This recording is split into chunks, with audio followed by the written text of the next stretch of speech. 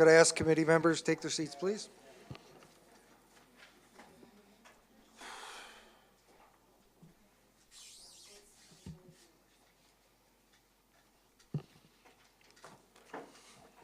I'd like to welcome everyone to the regular meeting, Wednesday, the 18th of our Electoral Area Services Committee. And before you have an agenda. I'd like to inform directors that we have a number of new business items, both for the open and close. We have NB1 Area C Grant and Aid Francis Kelsey School area, NB2 Area C Couch and Secondary School, NB3 Area C Couch and South Couch and Seniors, NB4 Area C Cobble Hill Event Society, NB5 Arbutus Park Washroom Building Report from Parks and Trails, NB6 Area D Grant and Aid, and a CSNB1 for closed session. Can we have a mover to add those? Moved by Director Yanni DiNardo, seconded by Director Marcotte. Any discussion? Director Davis. Thank you, Mr. Chair. I was just wondering if it was worth adding NB1 through 4. Will the director of the area be joining us?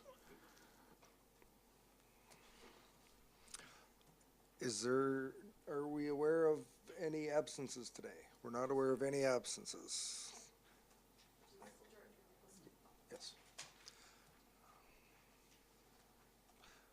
Well, what's the will of the committee? We've had a suggestion that we not add NBs 1 through 4 at this point. Any discussion? Director Davis. Guess we could always refer them at the end if we add them now, and it's easier to refer them later than to not have them at all. Mr. Barry, can we include them in the agenda and choose to move them? They're going to be at the end of the meeting anyways. Any suggestions? Yes, Mr. Chair, it's your choice now. As we always look at new business items, they need to be timely and urgent. It's unfortunate the director's not here, but if it's not timely or urgent, don't add them to the agenda because nobody has seen them. The public are not aware of those items. If you do choose to add them to the agenda, you can refer them later, but my recommendation would be, unless someone knows that it's timely or urgent, don't add them. Director Yanni DiNardo. I know we're just speaking to 1 to 4, but number 6, I think it's NB6 that you put the Area D is of urgent, so Yes. I can speak to that. I had some correspondence from Director Clement earlier indicating that at least a couple of these were time sensitive, so we've got a motion to include them and to adopt the agenda with those in there, so I think I'll call the question on that item. All those in favor? Is there confusion?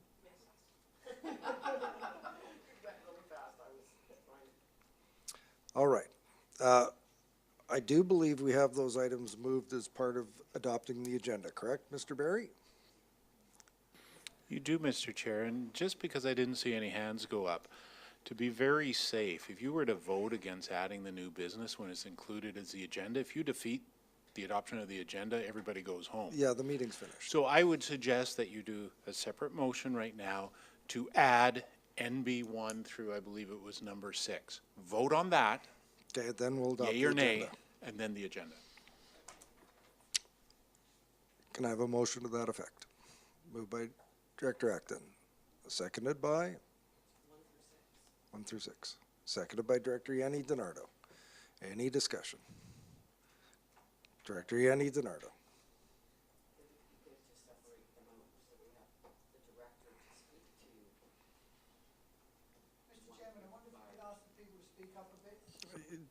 My apologies.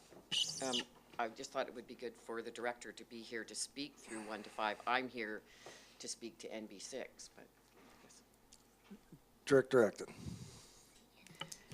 I think if there's no harm, we can let it sit as it is for now, and then if the director's not here to speak to them, personally, I would like to defer them until the next meeting, because there are a couple that I have questions on. That was my thinking as well. so a referral. On the question to include 1 through 6. If it fails, we can include 5 and 6. Oh, there we go. Director Clement, we're just about to vote to include items 1 through 6 on the agenda, including a closed session item as well. I'm about to call the question. All those in favor? Any opposed? Motion carries. Move the agenda. Can I have someone move the agenda as amended? Moved by Director Davis, seconded by Director Acton. Everyone's clear on what we're voting on. All those in favor? Opposed? Carried. Just like to make a couple of quick comments. Didn't mention before we started that this meeting is taking place in the unceded traditional territory of the Coast Salish people. I'd like to also welcome to committee alternate Director Steed. And just want to make a brief comment around the items, around the topic of adding new business items. And it's, you know, we will do what is the will of the committee, but I think for the practice of good governance and transparency, that we should all be keenly aware that the deadline for agenda items is Tuesday noon the week before. And that's so that staff can make sure they're adequately processed and that they are published on Thursday or Friday. So that not only do you have your fellow directors having a clear understanding and opportunity to have read them, but the public at home does have that opportunity as well. So I know that sometimes it is emergent, unforeseen, or time sensitive, and that's what we reserve new business for those specifics. So I would encourage committee members to please remember that deadline of noon, the Tuesday, the week before, and that way everybody is fully aware of the business that we're conducting on the public's behalf. So with that, adoption of the minutes of the previous meeting held April 4th. Moved by Director Davis, seconded by Director Yanni DiNardo. Is there any discussion? Seeing none, I'll call the question. All those in favor? Opposed? That motion carries. Excuse me while I get my technology to catch up with me. Mr. Blackwell, is there any business arising from the minutes? There is no business arising. Thank you. Now to public input period. I'm glad to see we have the public input procedure policy before us, and at this time I would like to invite any members of the public that would like to provide input on matters on our agenda today to come up to the lectern, turn the microphone on, and give us 3 minutes of your best.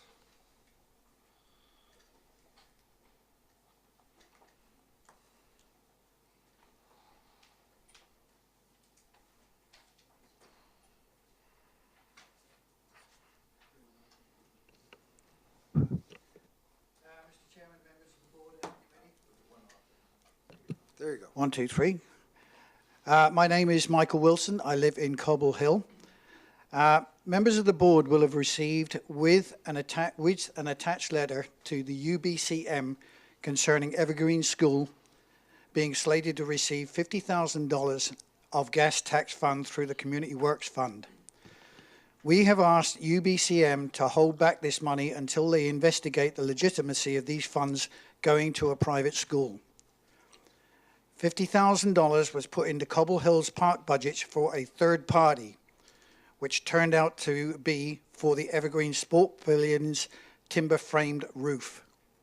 This roof has been in discussion for many years with a possible conflict of interest with parents of children who attended the school and own the business who will build the timber-frame roof. These parents were also on the Cobble Hill Parks Commission and did not recuse themselves from the decisions to fund this project through the park's budget. I refer you to pages 196 to 199 of your packet, these ones here, summarizing the status of Community Works projects, including Evergreen School. Evergreen is the only active school receiving a grant, as well as the only private property receiving funds. There are other schools mentioned, but they are no longer active schools and have become public community centers, Cowichan Station Hub in Area E, and LC Miles in Area B. Until an answer is received from the UBCM, I urge you not to include evergreen funding in this report. Thank you. Thank you very much. Would anyone else like to provide input? Mr. Chair, I'm Cliff Evans from Shawnigan Lake. I noticed that on R3, there is a subdivision of 162 acres, and it hasn't gone to the APC. I realize that there's a road running through the property, and it can be subdivided. We can't stop it. But I think that because it's in a watershed, that this committee should take into consideration letting the APC know, the Shawnigan Lake watershed, and perhaps Kate Miller's water study, because it being in a watershed is very, very sensitive, and we know what can happen. We know we can't stop this, but maybe suggestions could be made for water conservation and water management. Thank you very much, Mr. Chair. Thank you. Would anyone else like to provide input to the committee? Donna Enerson, Cobble Hill. I'm glad I came early because otherwise I wouldn't have known that there are grants and aid being considered for Area C. So I really resent the fact that this isn't the first time that it's happened with our area director. And I would like you to take that into consideration when you're actually voting. Thank you. Thank you.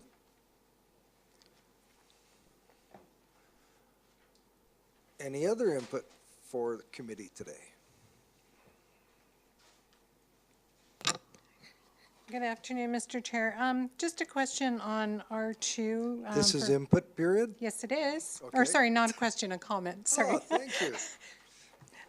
Just that it is quite a substantial variation from what is permitted in the OCP, and given the accompanying letter from one of the neighbors, I think it would be a wise decision to refer it to the Advisory Planning Commission.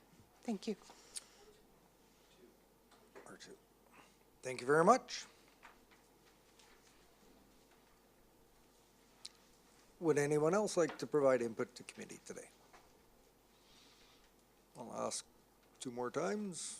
Anyone else to provide input? 3rd and final time. Next item on the agenda. We have no delegations today, Mr. Blackwell. There are no delegations. Just before we go on to correspondence, I was just handed a note here. We have a individual who is going to be helping us with the OCP harmonization project, and I believe Coralie Breen is in the room. Would you stand up and give us a wave? Welcome. Hope you find today informative, and look forward to seeing your work product. That's great. One other item, and I'm hoping I'll only have to mention it once. Could I ask the committee members, staff, and people in the audience to put your electronic devices on silent? That would be very much appreciated by the chair. Next items, correspondence. Mr. Blackwell.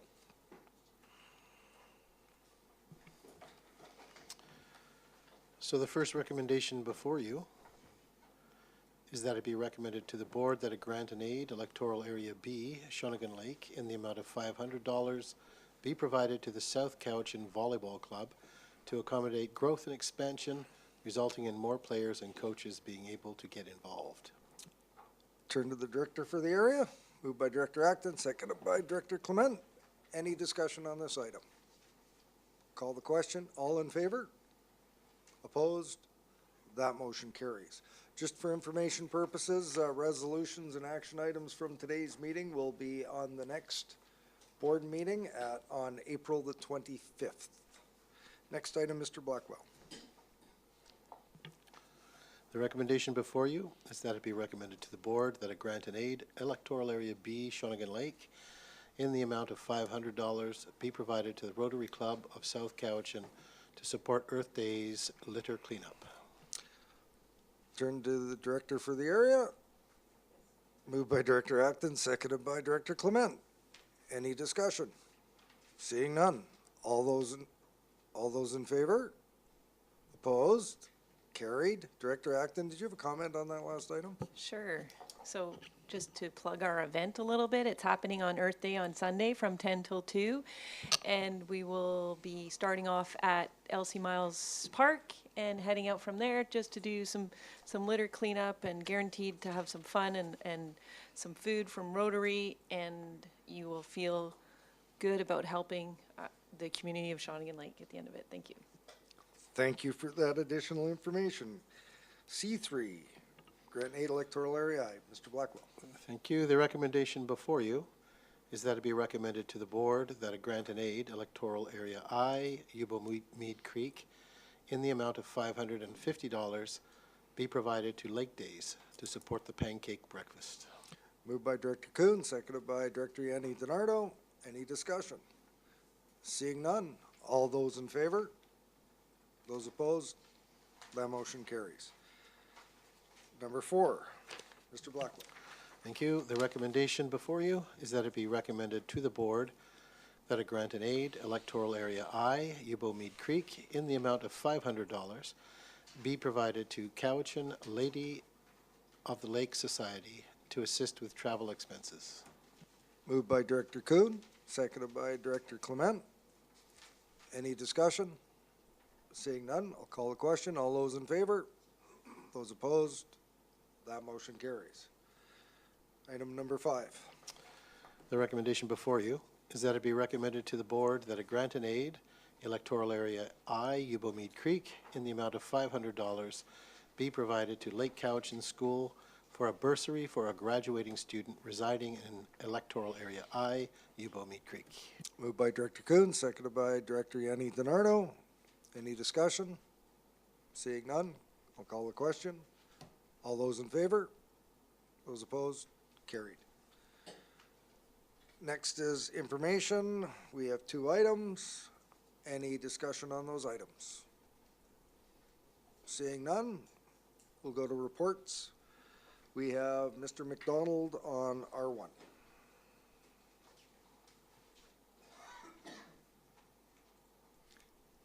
Thank you, Mr. Chair.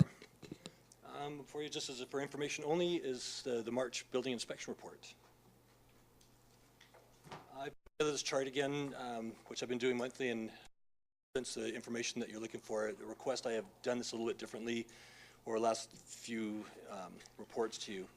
This one has a breakdown showing for the month of March. It is a little bit skewed when you look at Area B at $6 million, because that was really mostly one project, and it was actually the boys' school. But when we look at the numbers, you can still see a general thing what's happening with each area, which is actually Area B is still, even for the year, is quite well ahead. Areas A and the rest are falling behind. The highs and lows, though, are 43 total permits issued in the month, which the average since 2007 is only 34.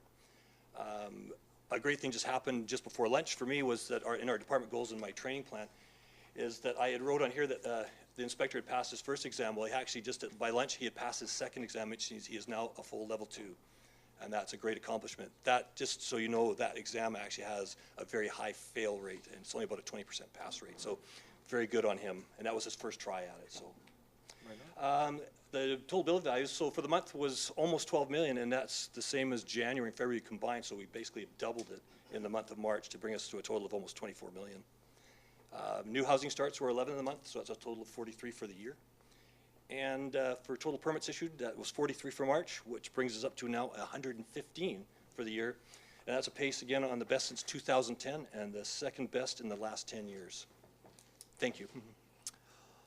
Thank you, Mr. McDonald. Any questions? Director Yanni DiNardo. Thank you. I'm not sure if Mr. McDonald could help me with this. I'm just wondering about the front desk and the hours now, because as you've just reported with how many permits and what's been going on, what's the status of that and where are we at for the public?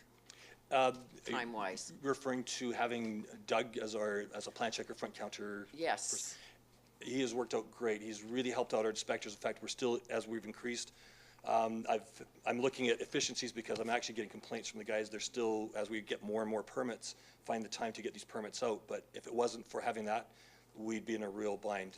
We're looking at our turnaround times, still not even as good as they were before, even with having Doug. So, but if we didn't have that, we would be much farther behind. Just before your follow-up, Mr. Blackwell? Thank you. Just a footnote to that. The committee may recall that we reduced the service hours at the front desk as well in order to allow staff more time to actually work on applications. It was, again, trying to find that balance between service provision for the applicant versus service provision for the drop-in customer. And I can tell you that as of about a week ago, I believe, we are now back to normal hours, and we will endeavor to maintain those normal hours as long as possible. Should the workload shift again and it becomes extremely problematic, we will bring this back before the committee for with a recommendation. Thank you, Mr. Blackwell. Director Yanni DiNardo, follow-up? That's the follow-up that I was going to be asking. Thank you. Excellent. Director Clement? Two questions. One, when you give this report, is this past inspections that have passed or includes passed and failed? No, these are just, there's no inspections on this report. This is merely just showing how many permits we have issued. Just permits, okay. Which leads me to another thing in regards to the hours is I'm curious to know where the developer's handbook is at this point. We've been waiting quite some time for it, and in terms of cutback hours, now added hours, I'd like to know where we are. Mr. Blackwell? Thank you through you to Director Clement. It's a key priority and initiative for us to get this done. As always, and I cringe saying it, it's capacity.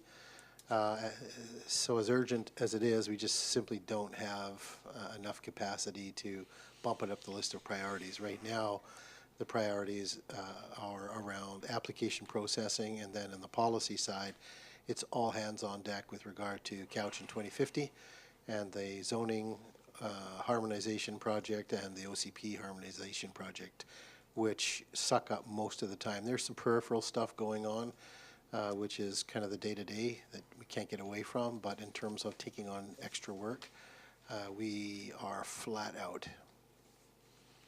Follow-up? Mr. Chair, I don't know who to direct this towards, whether it be our CAO or the General Manager of Planning, but it's great that we're doing these initiatives that are at 40,000 feet.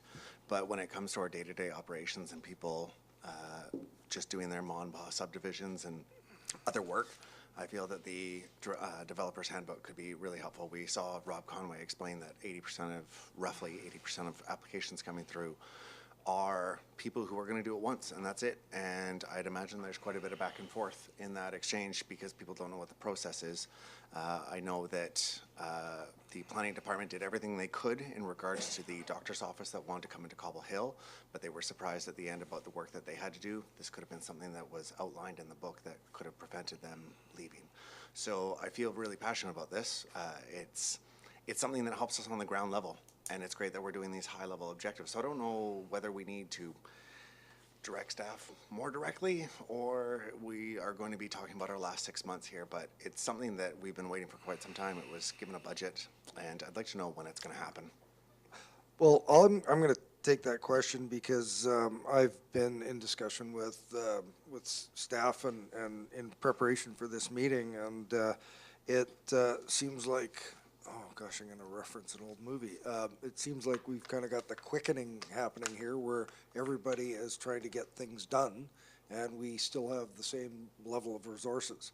And I'm going to be looking at initiating a discussion with this committee on narrowing the focus of what the key priorities are for the remainder of this term, because I'm hearing from staff and other directors that there appears to be more on our plate than can easily be digested. So I think that question that you posed is a good one for this committee, and I understand from Mr. Carruthers that there will be a similar kind of discussion and outreach to the board as well, as far as next week on what the critical priorities are for the remainder of this term. So We will have a discussion as committee. I think it's important that we all know what we're having our staff working on as priorities, and the board discussion will be happening next week.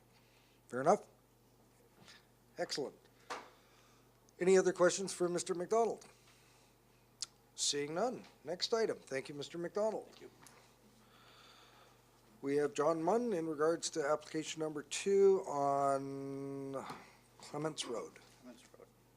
Good afternoon, Chair, board members, or committee members. And this application is a development variance permit, application 01E DVP for 6039 Clements Road. And the nature of the application is a variance for building size. Just taking a look at the property area, it's in a fairly new large lot type of subdivision.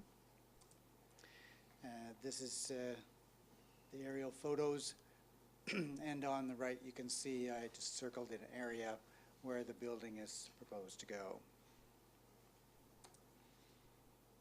The zoning is RF 5050, which promotes residential and forestry use. It covers a fairly large area. The important thing to note about the zone is that it does not limit the number of accessory buildings per lot, as long as the 30% coverage for all buildings is met. So the minimum building size is 100 square meters, as you can see from the report, and the request is to have a building of 149 square meters, which seems like a fairly big increase, but when you consider the number of 100 square meter buildings that could go on a lot, then it's not that big in magnitude of a variance. So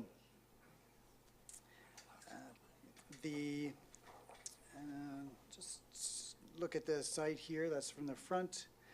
That's the proposed building before it was taken down, and it's going to be reassembled on the site, and the area it's going to be cleared. The one issue that came up here was regarding drainage, as it does, especially at this time of year, receiving a lot of water, and how is that drained?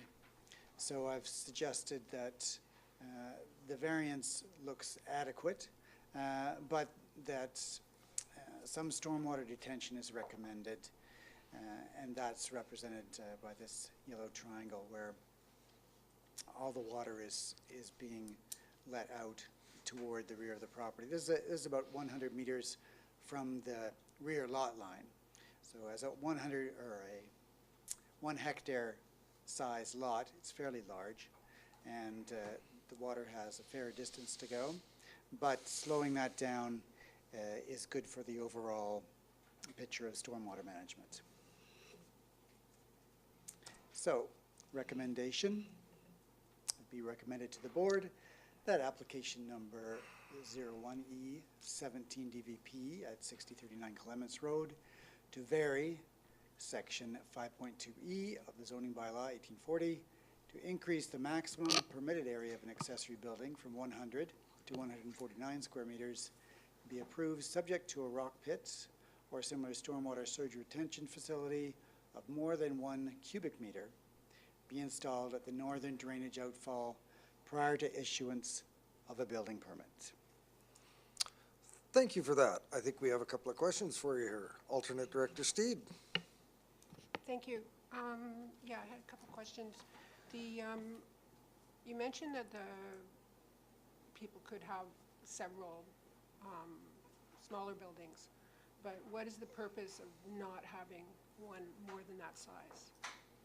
What's the purpose of having, I'm sorry? Of limiting the size to the 100 square meters. The zone maximum is 100 square meters. Why that was chosen, I'm not sure. But in any case, that's a larger type of accessory building for this larger lot type of subdivision. And what about the precedent? If if it is our policy to limit it, is it going to set a precedent in that subdivision as well as in the larger area? You may see in that subdivision, there's quite a few similar types of houses with these larger outbuildings. And every variance is taken on its own, and looked at on its own merits. So whether that's a precedent, it's really up to decisions at the committee and board level. This, Oh, hang on.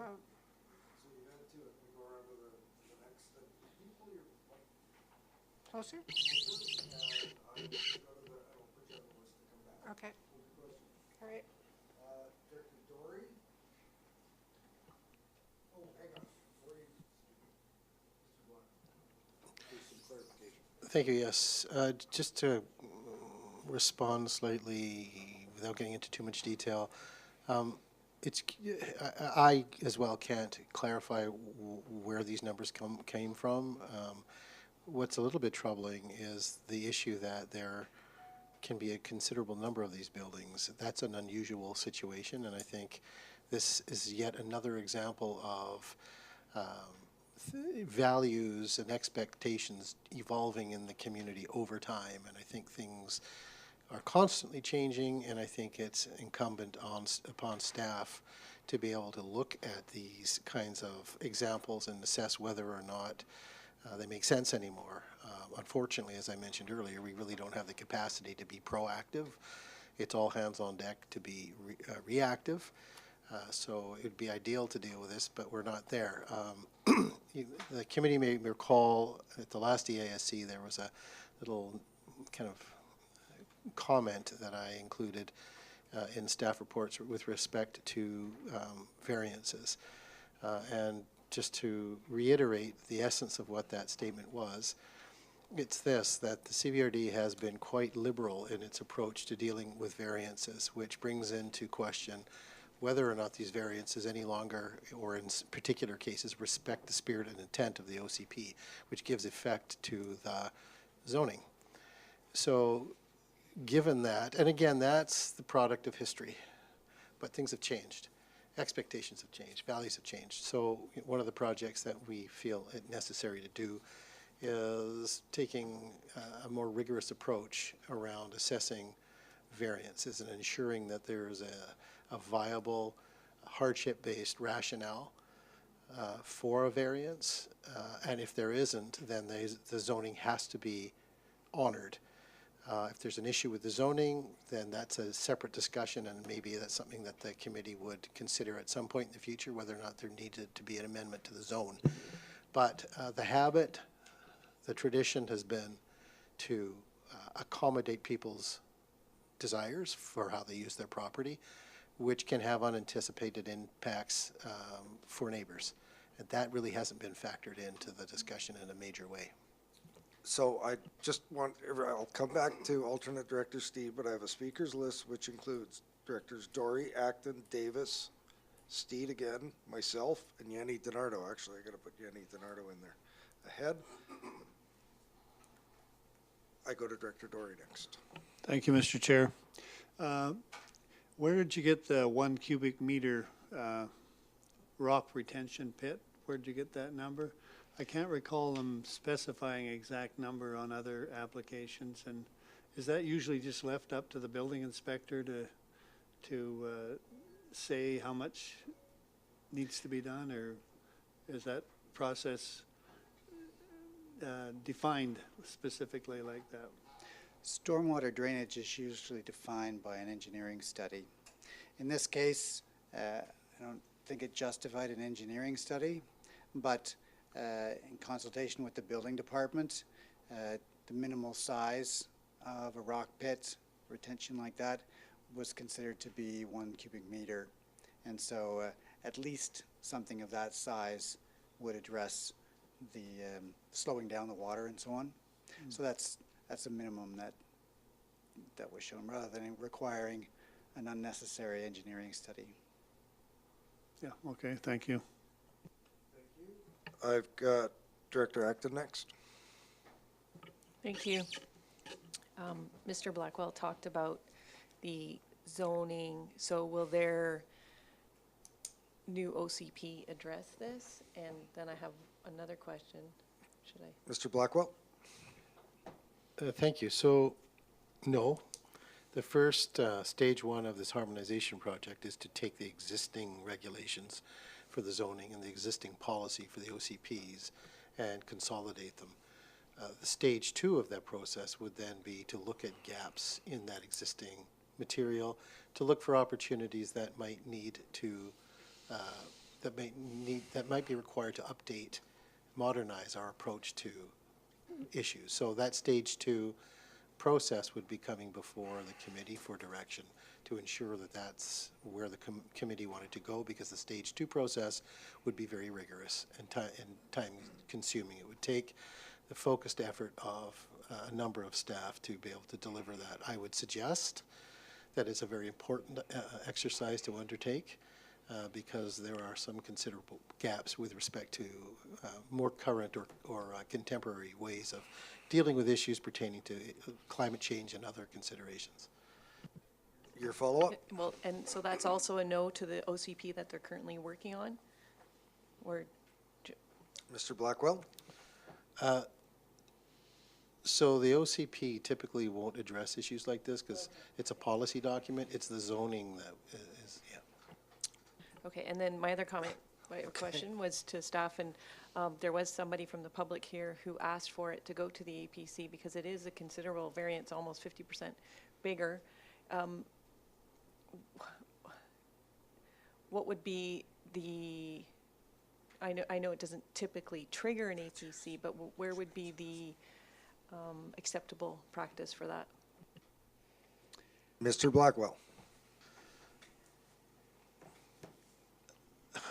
So it's certainly, you know, obviously it's at the discretion of the committee. The one thing I would put forward for consideration is finding that balance between relying on your professional staff who are trained to deal with this versus using an APC to provide technical direction for which they're not trained to do. So if the motivation, so to be clear, if the motivation then is to get technical input on impacts, my recommendation is you rely on your technical experts.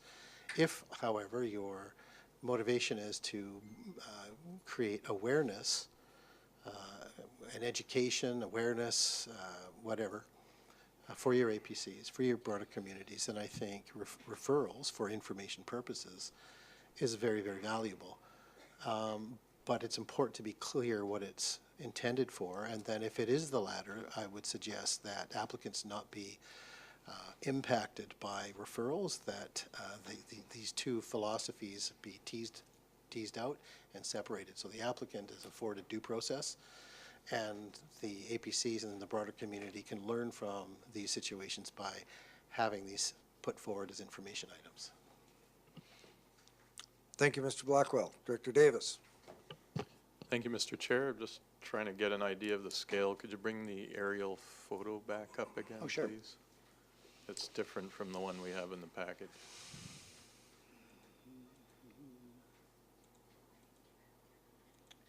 Yeah, I added a different one here. Just, this one you're talking about? Yes, the one on the right. The letter that was attached said that the neighbor on the right there said they conformed to it. So that's, is that 100 square meters then? The one The neighbor's building? just to the lower right? I'm not sure of the size of Okay. the neighbor's building.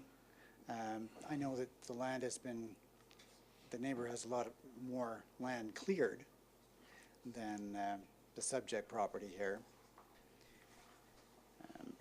But they said that they didn't go through any variance procedure, so I can just assume that it meets the requirement. Okay, thank you. Thank you, Director Davis. Director Yanni DiNardo? Thank you, Mr. Chair. Following on that same line, I see this letter from the neighbors that said they followed the CVRD's bylaws, size bylaws for their accessory buildings. And that's sort of a problem. And they also say the other problem that it creates when you mention this from neighbors, because it creates animosity. So I think we really need to, I don't know, modernize our approach and think about the hardship, or, you know, they have to have a good reason for this, because I think we have been a little bit more laxed on a lot of the variances. So, you know, we should be thinking more, I mean, if the OCP and the planning committees that sat to do these official community plans, then it's up to us to sort of obey or try to, unless it is a complete hardship. So it's difficult with this one. Thank you, Director Yanni DiNardo. I've got myself on the list, followed by Marcotte, and we'll circle back around to alternate Director Steed. So just a couple of notes, and I want to be fair about this, but in the time that I've been here, the RF 50/50, that's the zone we're talking about here. In my recollection, that zone was not developed by our professional staff. That was a zone that was brought forward essentially by an area director.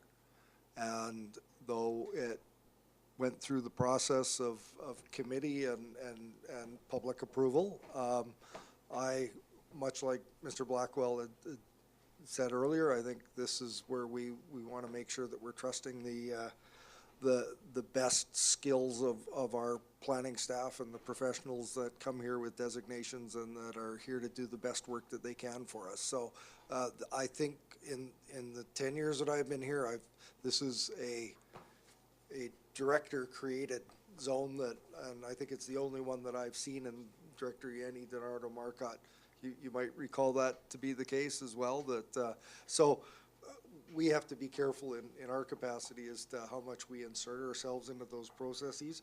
And I'm pretty sure I recognize that picture in the bottom left of the building, and it looks to me like this is the individual who's recycling a CVRD building.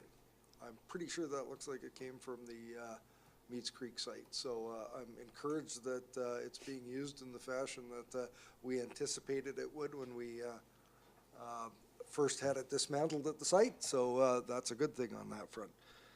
That's the only comments I have on this. Go to Director Marcotte. Thank you, Mr. Chairman.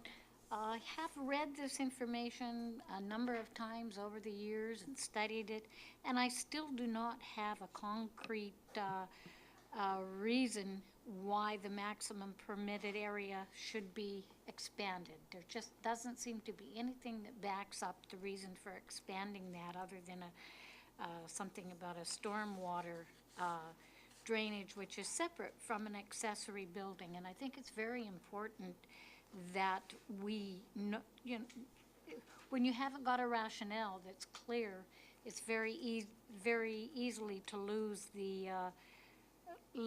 what we've put in for over the years on all of the things that we do. So I am not going to be able to support this, simply because I still don't see why this building has to be expanded.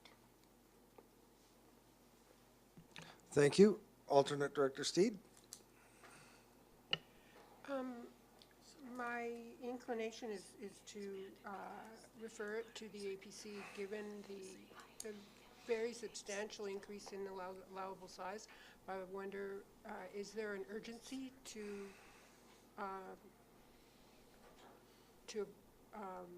approving it today, or and how quickly the APC might be able to look at it? But it is a residential area, and it's a pretty industrial-looking building. I'm just wondering if maybe it needs a second look. I'd just refer, and in terms of the time frame, because we've had a lot of applications and we're backed up, that this applicant has waited quite a few months to get to this point with a fairly straightforward application and basic support from his neighbor. So it's up. It's not up to me to refer it to APC. So I just give you that context. Do you have something further? No, you just turn your mic back on. Mr. Blackwell, could you please just remind committee, I think you've already stated it once about the rationale for why some are and some aren't referred to APCs, and clarification as to why this wasn't. Thank you. Well, I would defer to Mr. Conway, who has a deeper history on how all of those moving pieces come together with the different iterations of referrals to APCs. In some cases, it's the minimum lots created with respect to subdivision, et cetera, et cetera. But, I will counsel this again, that it's in order to honor the application process, I feel that it's important to underscore the importance of knowing when to refer things to the APC and when not to. With variances, so APCs, I would suggest in my years of experience, are best when you want to check in with the community around policy-based issues. In other words, we are looking at a request to deviate from the community's OCP. Where do you, APC, who are members, representatives of your community, you're not planners, you're representatives of your community, where do you think the temperature sits on this specific issue? Is it hot? Is it cold? Is it in the middle? And the APC provides great value with regard to getting a temperature reading on a policy level issue. However, when the problem happens when technical issues are referred to the APC, an APC, given the fact APCs do not have the technical expertise to wade into it, variances should be assessed from that technical perspective. What impacts will there be on fire separation? What impacts will there be with respect to offsets for adjacent property owners? In other words, to what extent would a building placement impact the ability of the neighbor to put a building in proximity to the property line, et cetera, et cetera. These are difficult questions for an APC to contemplate, let alone discuss. So I just offer that for perspective, should that be of value. Do you want to wade into this, Mr. Conway, or go ahead? Yes, I can make a few comments. So the CVRD does have a procedures bylaw, and that bylaw is one of the main documents that outlines how applications will be processed. Director Clements brought up this idea of a developer's handbook earlier in the meeting, and if we had such a thing, that handbook would try to explain to prospective applicants how their application is likely to proceed, and the procedures bylaw right now is our main guide, and it defines when applications will be referred to APC and when they won't be, and it gives some guidance to applicants as to what to expect in terms of process and timelines. So when, I do understand that there is a time and place for referrals and to deviate from the established process, but when that happens, it certainly creates some issues for people that may have entered into the application process expecting it to go a certain path, and then it changes. So just be mindful of that. The bylaw does have provision for directors to refer matters to their APC, and that is in the procedures bylaw, but by doing so, it's a deviation from the established process and can add many months onto an application process. So just to move this along, and on that note, I've actually done that, referred something to my APC, and boy, that was a mistake because they didn't have the technical ability to deal with it. So just to move this along, any further questions for staff? Is the applicant in the room? Yes. In case there might be questions for the applicant before we consider this. Director Davis. Thank you. So would a better question for the APC be, in this zone, would it be better to allow one larger building rather than a seemingly unlimited number of 100 square meter buildings? Perhaps that might be separate to this question, but Mr. Blackwell? I would mirror what you just said.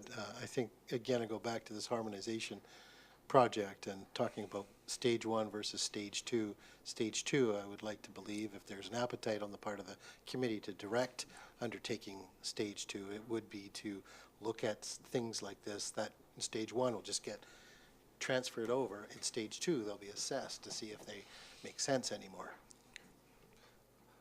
So, looks like no more questions for staff. I would ask, are there any questions for the applicant, or does the applicant have anything to add to the discussion? Okay, you have a question for the applicant? Would you like to come forward, please, to the lectern?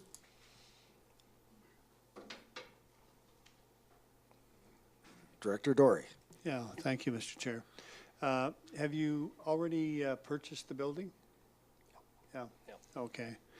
Yeah, and was it the CVRD building? Yeah. It was. Yeah, you're right there. Okay, thank you. That's it. Thank you very much. Do you have anything to add? I just wanted to put up one building rather than half a dozen small ones. There's, to me, no reason to put up more, but if that's a problem, well, that's what I'll have to do. Okay, thank you very much. I'll turn to the alternate director for the area. Well, I hope the harmonization proceeds quickly. In the meantime, in fairness to the applicant, I think it should be approved, and I'll move that. Moved by alternate I director. didn't hear what she said. She's moved the recommendation, seconded by alternate or by Director Acton. Any discussion? Director Dory. Yeah, thank you. I think seeing as the building is recycled, it saves a lot of greenhouse gases. To build a building like this would probably take $100,000 or something like that. To generate the funds to have a profit of $100,000, you probably have to have a business running of $800,000 or more, and that generates all kinds of greenhouse gases. So the more we can recycle, the better it is for the environment, and that's my position on it. Thank you. Thank you. Any further discussion? Seeing none, I'll call the question on the resolution. Does anyone need it read out? Okay, all those in favor? Those opposed? The motion carries. Next item would be number 3, Ms. Herrera. Welcome. Thank you, Mr. Chair. Okay, so this item before you is a development permit application relating to a 3-lot subdivision at 3260 Riverside Road. And a development permit is required for any subdivision located within the South Cowichan Rural Development Permit Area. So this subject property is within Electoral Area B, which is generally, and the site is generally located northwest of Shawnigan Lake. The lot is currently 61.8 hectares in area, and a single dwelling was recently constructed on the site, which is represented by the small black dot beside the address 3260.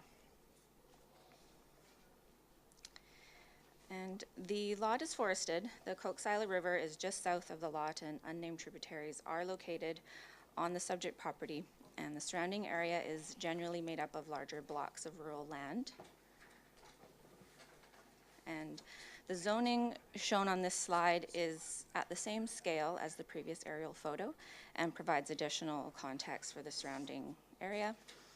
This area falls within zoning bylaw number 985, and the property is zoned primary forestry, F1. The zone, however, is largely irrelevant with respect to the proposed subdivision, as this application has been made pursuant to section 14.4 of the bylaw that allows for a parcel to be subdivided where the parcel is split by a road. And the edge of the road becomes the boundary for the new parcel or parcels. And within zoning bylaw 985, no parcel created under section 14.4 can be less than 1 hectare in area where no community water exists. And Riverside Road winds through the subject property and divides the property into 3 separate areas. Each of these areas is now proposed as an individual parcel for a total of 3 lots. And all of the proposed lots are greater than 1 hectare and therefore meet the requirements of section 14.4 of the bylaw. The purpose of the development permit is to look at the application, look at the applicable South Cowichan rural guidelines, and ensure the subdivision proceeds in a fashion consistent with the guidelines. In support of the application, the applicant provided a RAR report, geotechnical report, and environmental review, and there were no fundamental concerns with these reports. And The application is considered to meet the intent of the guidelines. So as such, staff supports the application and recommends approval, and I'm happy to answer any questions, and the applicant is in attendance as well today. Thank you, Mr. Chair. Thank you, Ms. Herrera. Before we get into questions, I'd just like to let committee and public know that there has been a fair bit of discussion and clarity brought to the director for the area and committee and staff around this. I think there's a reasonable path forward and course of action that can roll out as a result of this. The alternate director for Area D, has got a resolution. I think there's another resolution, and that all flows from this. So other than any specific questions around this application for staff, are there any from committee? Excellent. Any questions for the applicant? Excellent. Turn to the director for the area. I would like to move the recommendation, please. Is there a seconder? Seconded by Director Marcotte. Mr. Blackwell, would you read the recommendation, please? Thank you. The recommendation before you is two parts. That it be recommended to the board, one, that development permit application number DP 18B01 at 3260 Riverside Road be approved, and secondly, that the General Manager of Land Use Services be authorized to permit minor revisions to the permit in accordance with the intent of the Development Permit Guidelines of OCP Bylaw Number 3510. That's been moved and seconded. Any discussion? Seeing none, I'll call the question. All those in favor? Those opposed? The motion carries. Turn to Director Acton. Thank you, Mr. Chair. I don't feel like that this application was in the spirit, so just for information purposes, I would like to send it to the Area B APC and Area E, just for information, please. Excellent. Do we have a seconder? Seconded by Alternate Director Steed. So this is a referral to the APCs for information. Any discussion? Call the question. All those in favor? Opposed? Carried. Alternate Director Steed, do you have a resolution for us?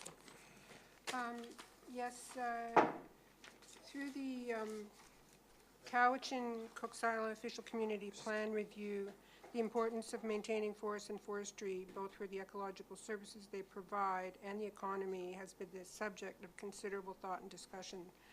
Questions have been raised about some of the current provisions of F1 and whether they are adequate. Therefore, I'd like to move that staff review zoning bylaws number 1840 for Electoral Area E and number 985 for Electoral Area B, and report back to this committee as soon as possible regarding ways to strengthen the bylaws to support the maintenance of large tracts of forests for their ecological and forestry values. Is there a seconder? Seconded by Director Acton.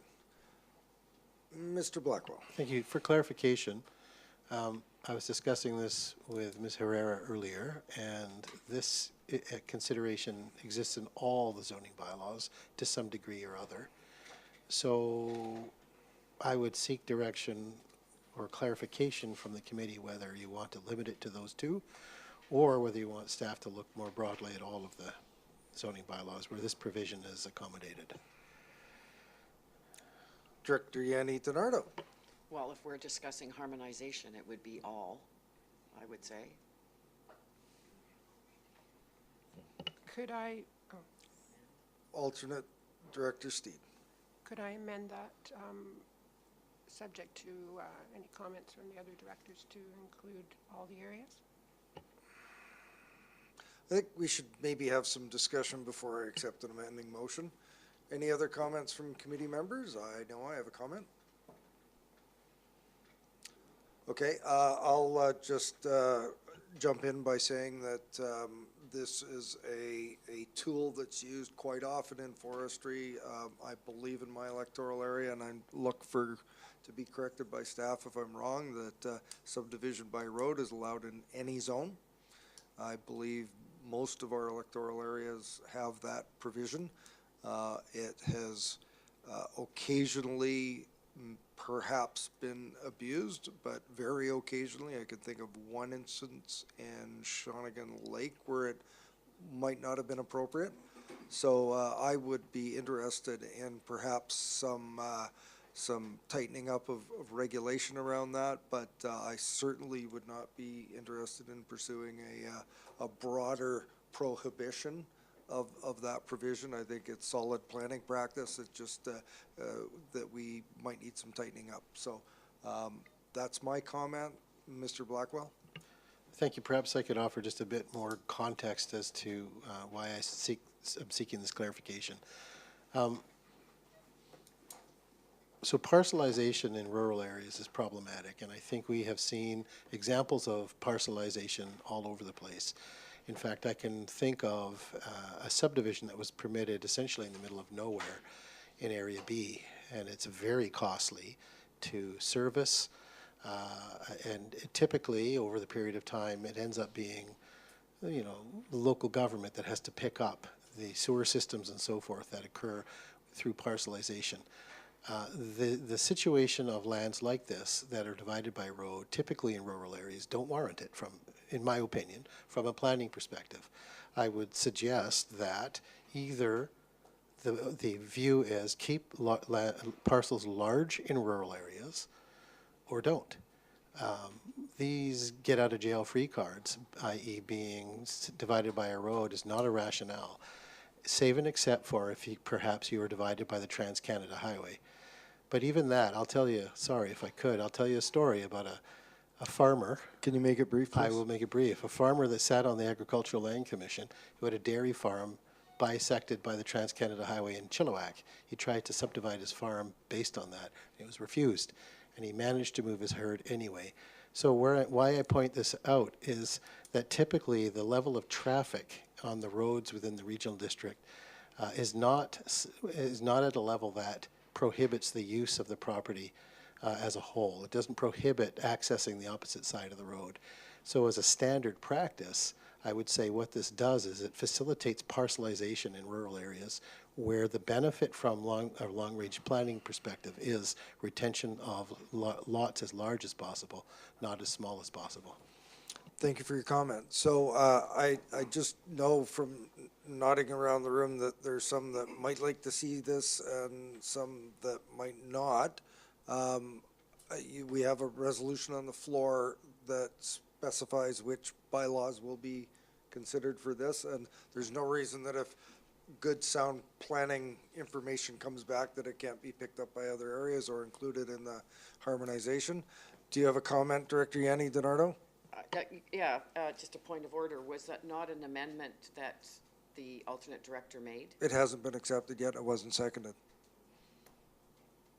Yet. Yet, correct. Thank you. So I would look to the committee. Do we want all in for this discussion, or do we want to have the resolution that's on the floor before us, which is just the bylaws mentioned? Alternate Director Steed. I'd like to propose the amendment and. Okay, let's let it test go the house to- then. Is there a seconder? There's a seconder. So this is for everybody in. Any discussion? Seeing none. All those in favor? Opposed? Okay, either I can't count or somebody didn't put their hand up. I've got 1, 2, 3, 4, 5. I guess the amendment carries. Could we do that again? All those in favor of the amendment? 1, 2, 3, 4. All those opposed? 1, 2, 3, 4, 5. No, the amendment is defeated. Thank you. So, back to the main question. Everybody knows what the main question is? Just specifically to the bylaws. All those in favor? Opposed? Motion carries. Direction clear to staff.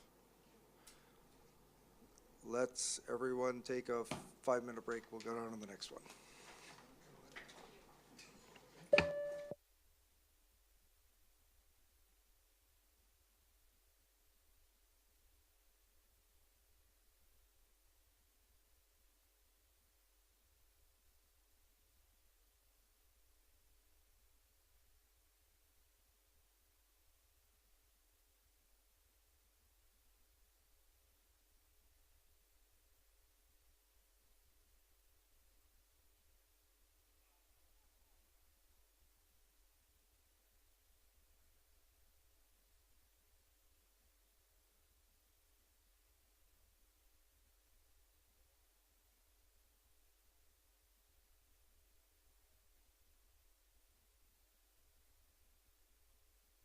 Could I have committee come back to the table?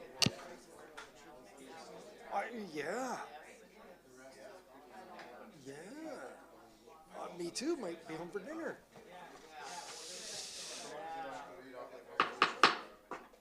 All right, folks, let's get back to work. What's that? Go bigger. There we go. I know. Okay. All right, everyone. We're on item 4, special event permit application. Mr. Giddon or Mr. Farquhar? I'd like to move the recommendation. I guess you're not needed today. Any discussion? Director Davis, Well, I did have a question about it. But fire away. okay. The floor is yours. I was just wondering, does this include the parking lot as well? So is the parking lot going to be closed off to boaters earlier in the day or anything like that?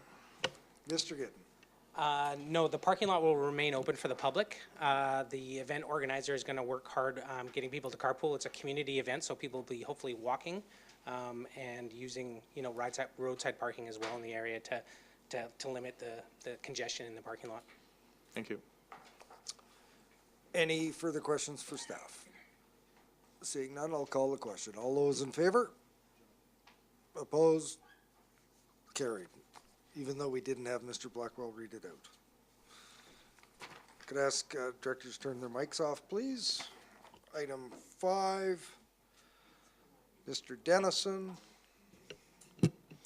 Thank you, Cobble Mr. Hill Chairman. Sewer.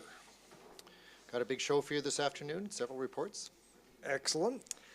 First is R5. This is a recommendation to the board to direct staff to create a bylaw for a new service in Cobble Hill that would be able to receive the 2 existing services of what's called the Cobble Hill system and the Twin Cedars sewer system. And this is for integration of those 2 systems, which is a project we've been working on for a while, looking into it and doing some engineering assessments and sending letters to the public. We've got a public meeting on the topic next week. And of course, we also received a very nice grant for $1.9 million to do that. So this would go forward to the board, direct staff to create the bylaw, and then that bylaw would later go back to the board together with consent, if in fact consent is received from the existing customers of the 2 systems, and then could be approved by the board if the board so desires at a later date. So this is just kicking off the process. Thank you. Any questions for staff? Director Dory. Thank you, Mr. Dennison. Will they be using the 2 original treatment plants, or will there be 1 new treatment plant for the 2 systems? Mr. Chairman, actually, there will be upgrades of one of the existing plants. So one of the plants, the one that serves what we call the Cobble Hill system, which is based primarily on the Galliers subdivision, is aging and is needing replacement. We've had a number of faults and failures in the last little while. We've been letting the public know, the customers know in that system for a while now that we're heading down this road, and so that system will be deconstructed as a sewage treatment system, and will just be used as a pump station to pump the sewage over to Twin Cedars.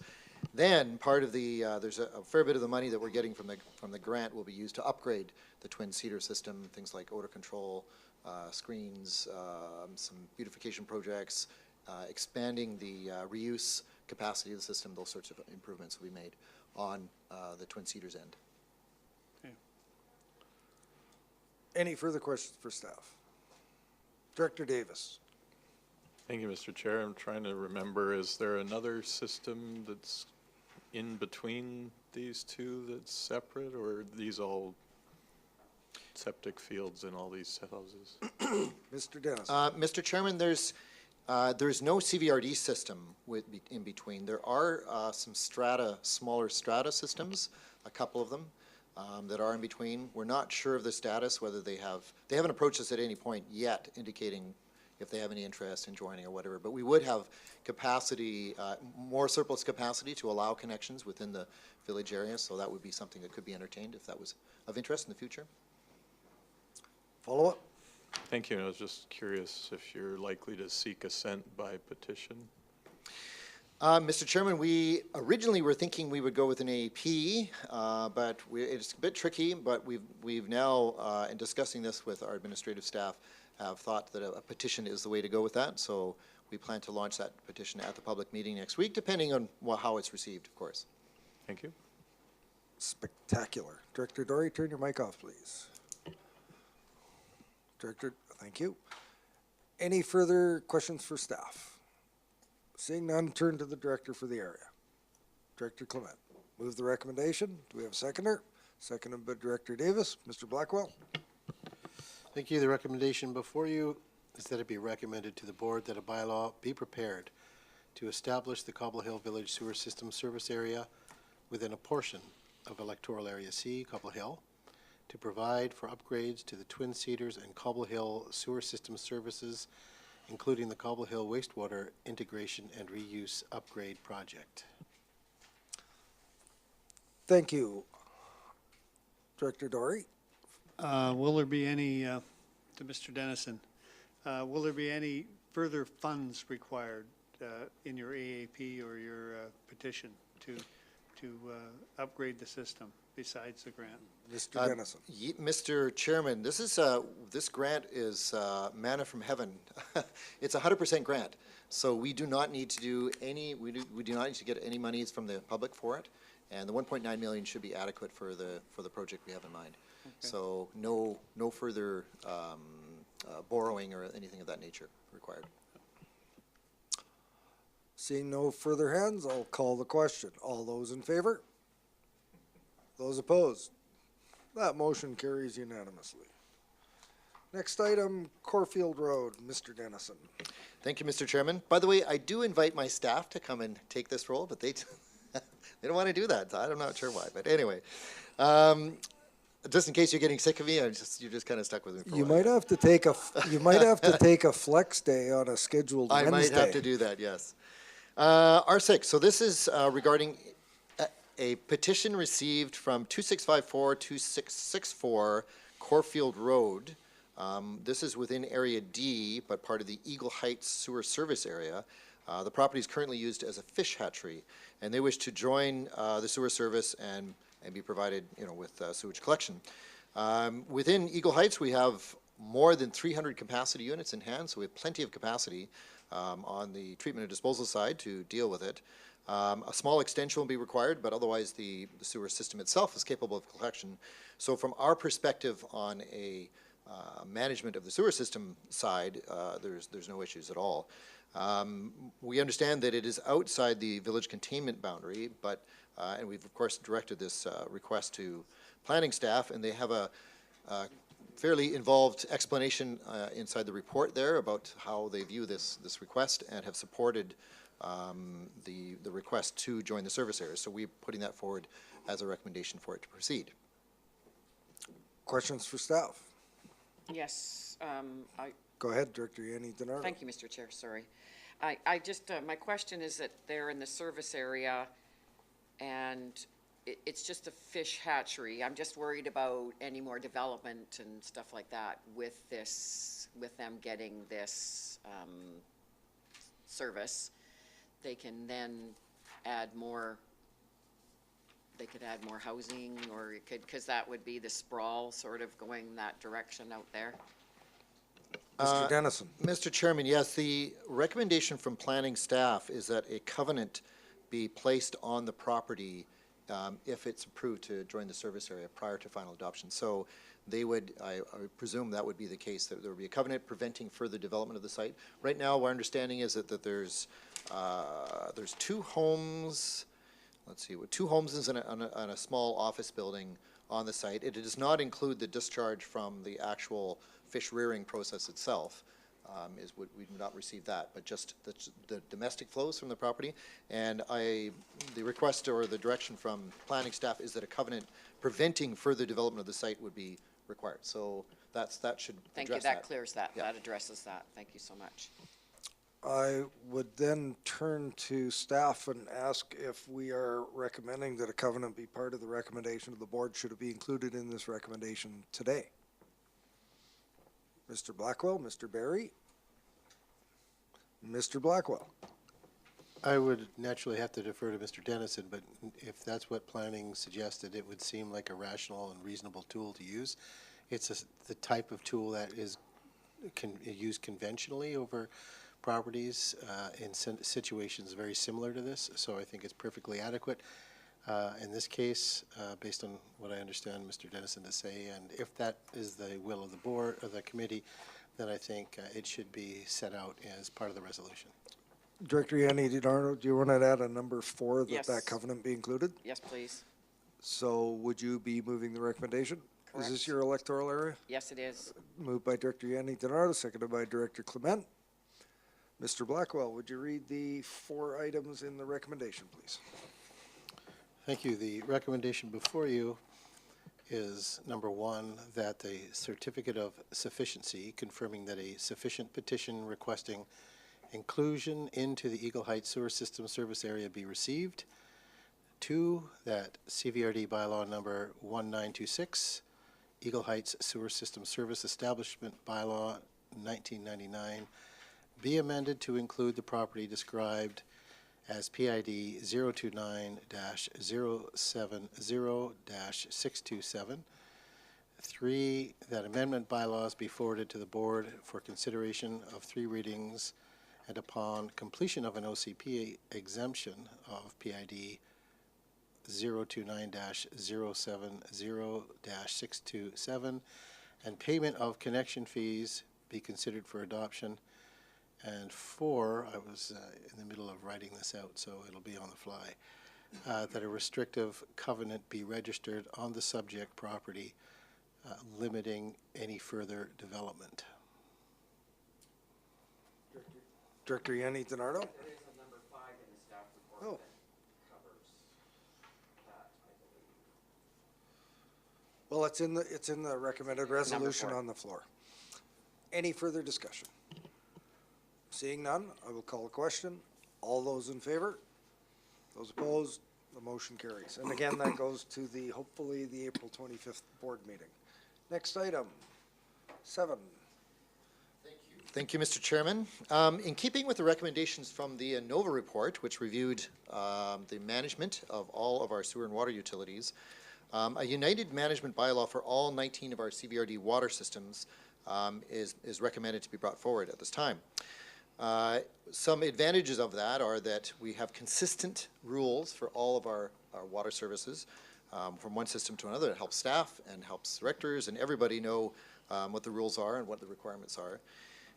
It's very much more easier on staff and workload to be able to update and keep it updated because there's just one amendment required for all of our systems that way instead of what we typically have happen is that on a given system there'll be an issue comes up, we amend that one bylaw because it's, you know, that we've addressed this problem or whatever the issue is, and then we've got to think about getting back to the other 18 and bringing them all forward, and you're trying to figure them out for each of them, and they're all a little different, and it can get to be quite difficult. So this would address that problem, easily keep all our standards and requirements up to date. Also, in terms of amendments, policies, and housekeeping, again, there's just the one bylaw to amend, and we're thinking that would be very advantageous. This document that you'll see before you at the board has been vetted by our lawyer carefully. We've also run it by planning staff, admin staff, and finance staff to make sure that it's comprehensive and we've got everything covered. And hopefully we do, but if we don't, it's very easy to change. So that's a big benefit. We've also included in the bylaw increases in rates that were approved in the budget process. So those numbers that you see there were already approved by our budget process. We've also had a couple other thoughts on changes here, and one is in what we're calling now the capital charge instead of the connection fee. And the reason for that is connection fee is a bit confusing for people because they think it relates to the physical connection to the ground, when in fact what it's for is capacity of the system. So we have a new connectee joining a system.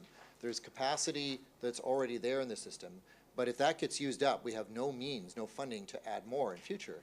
This way it's a capacity charge, and they pay that, it's like a DCC, it's the very same idea, right? So they pay that into the system, and then we've got some funds to expand the system later, whether it's a collection or distribution system or treatment or whatever it might be. In keeping with that, in the ever-increasing expense for infrastructure, we've got some changes here recommended for that capacity charge. Currently, almost all our water systems are at $3,500. So we're seeing here, for systems in which we've got, quite adequate water supplies, there's no real constraint anticipated in future. We're saying that, we're recommending that increase go from 3,500 to 5,000. A number of our systems, however, we're pretty pinched for water for various reasons. And in those cases, 3,500 is recommended to go to 7,000 for a connection fee. And the Burnham system is currently a connection fee of 17,000. We're recommending that stays in place until our upgrade program, which we're currently underway with, is completed. And then we'll review that figure. Probably go down to one of the earlier numbers. Also, and another thought we have in this is we've got reduced rates for connection and operating costs for secondary suites. And so those, we're saying a connection fee of only 1,500. And our thinking on that is, there's a couple things, but one is that what's tended to happen is you put too much of a barrier up and then people do it illegally. And the suites get created and we don't know about them. It increases demand and we don't have any idea what that increase is due to or what's going on. And we don't see any money at all for the system. So our thought is let's reduce that rate, make it a lower barrier so that they go about it legally. We get to see, we get at least some money for the system rather than none at all. And we get to charge them user fees over time to help pay for the operation of the whole system. It's one of and we're seeing more and more secondary suites out there, and it's an opportunity for people to have more affordable accommodation, so that's a good thing. But it also is a demand on our sewer and water utilities, and so we need to recognize that in a reasonable way, we believe. So that's what we're thinking of with this, and we've included it in the bylaw at this point. And that's about all I've got to say about it, Mr. Chairman. Excellent. I think I've got some directors wanting to pose questions. Director Davis, Yanni, Donardo, and Dory. Thank you, Mr. Chair. Thank you, Brian. Thanks for answering the question about Burnham. That seemed like a typo. Yes.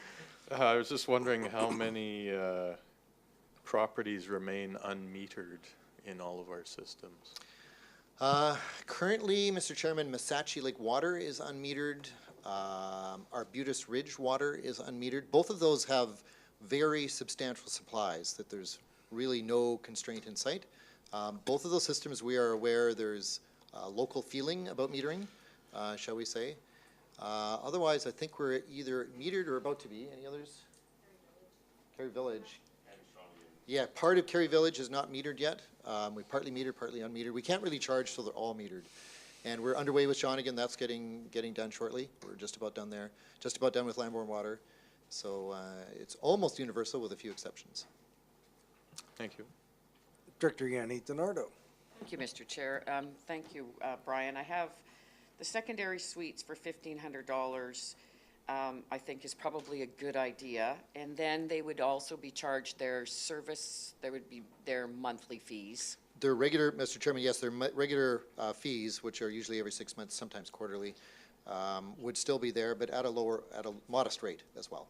It would be at a modest rate as Yes. well. And so and the 50% parcel of what tax the- remains the same because the parcel is just the parcel belongs to the property. That's correct. So if you have So 10 when you have a suites- secondary suite on one property, the original primary home and the secondary suite, there's just the one parcel tax is paid. So have letters, I just want to have letters gone out to the community on this in any of our water? We've been talking about it, to let people know, but we did have a different price at that time, so that was a different chart. Will there be this information going out to developers and people that are currently on the system? Because we all know that probably, like when I'm campaigning, there'd be 10 out of 20 easily have the secondary suites in our community. So even for them, their insurance-wise and everything else, it's a benefit. But if we are lowering the rate, we could use that as a PR move, that this is part of the attainable housing that we were encouraging people to do. So I think that. Mr. Chairman, I would take that as good advice, and we'll try at least get a press release out on that, I think, would be a good idea. You're right, people need to know. If they don't know that the barrier's been lowered, then they might not act accordingly. Right, and it's a good news story because it works in both ways. But also with the good news story with the ANOVA report, they also recommended that we have a committee. Where did that go? I forget. That's been a long time now. Thank you, Mr. Chairman. So we had a meeting of our electoral area directors and staff, and we had that workshop a little while ago.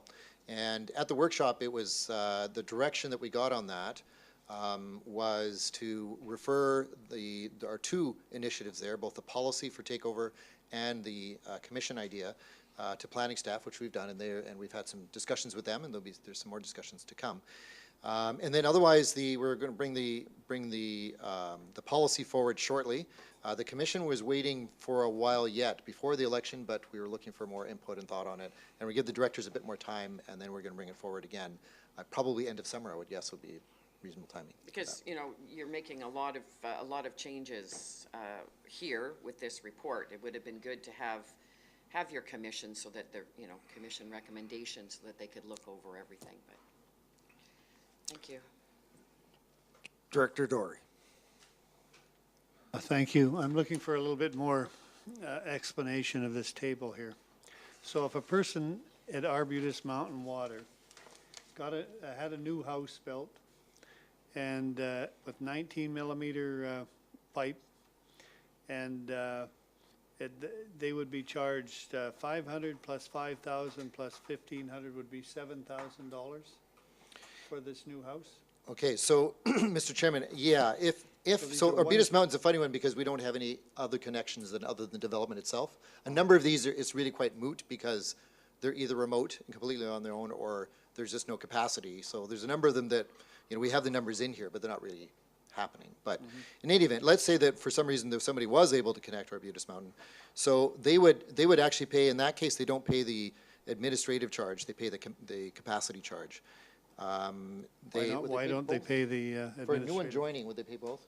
If it's a subdivision of an existing. Yeah, if it's subdivision of existing home in the service area, then they pay both of those, yeah. Well, they pay just the 5,000 because they've already got if it's a subdivision dividing off a property, then they need another connection and they pay both. So they'd pay $7,000? But not the 1,500, that's only for the secondary suite. Yeah. Yeah. So they'd pay 5,500, and if it had a secondary suite, they'd Another pay 1,500. Another 1,500. Correct, yes. Okay, thank you. All of those, and the idea here again is that it's capacity in the system.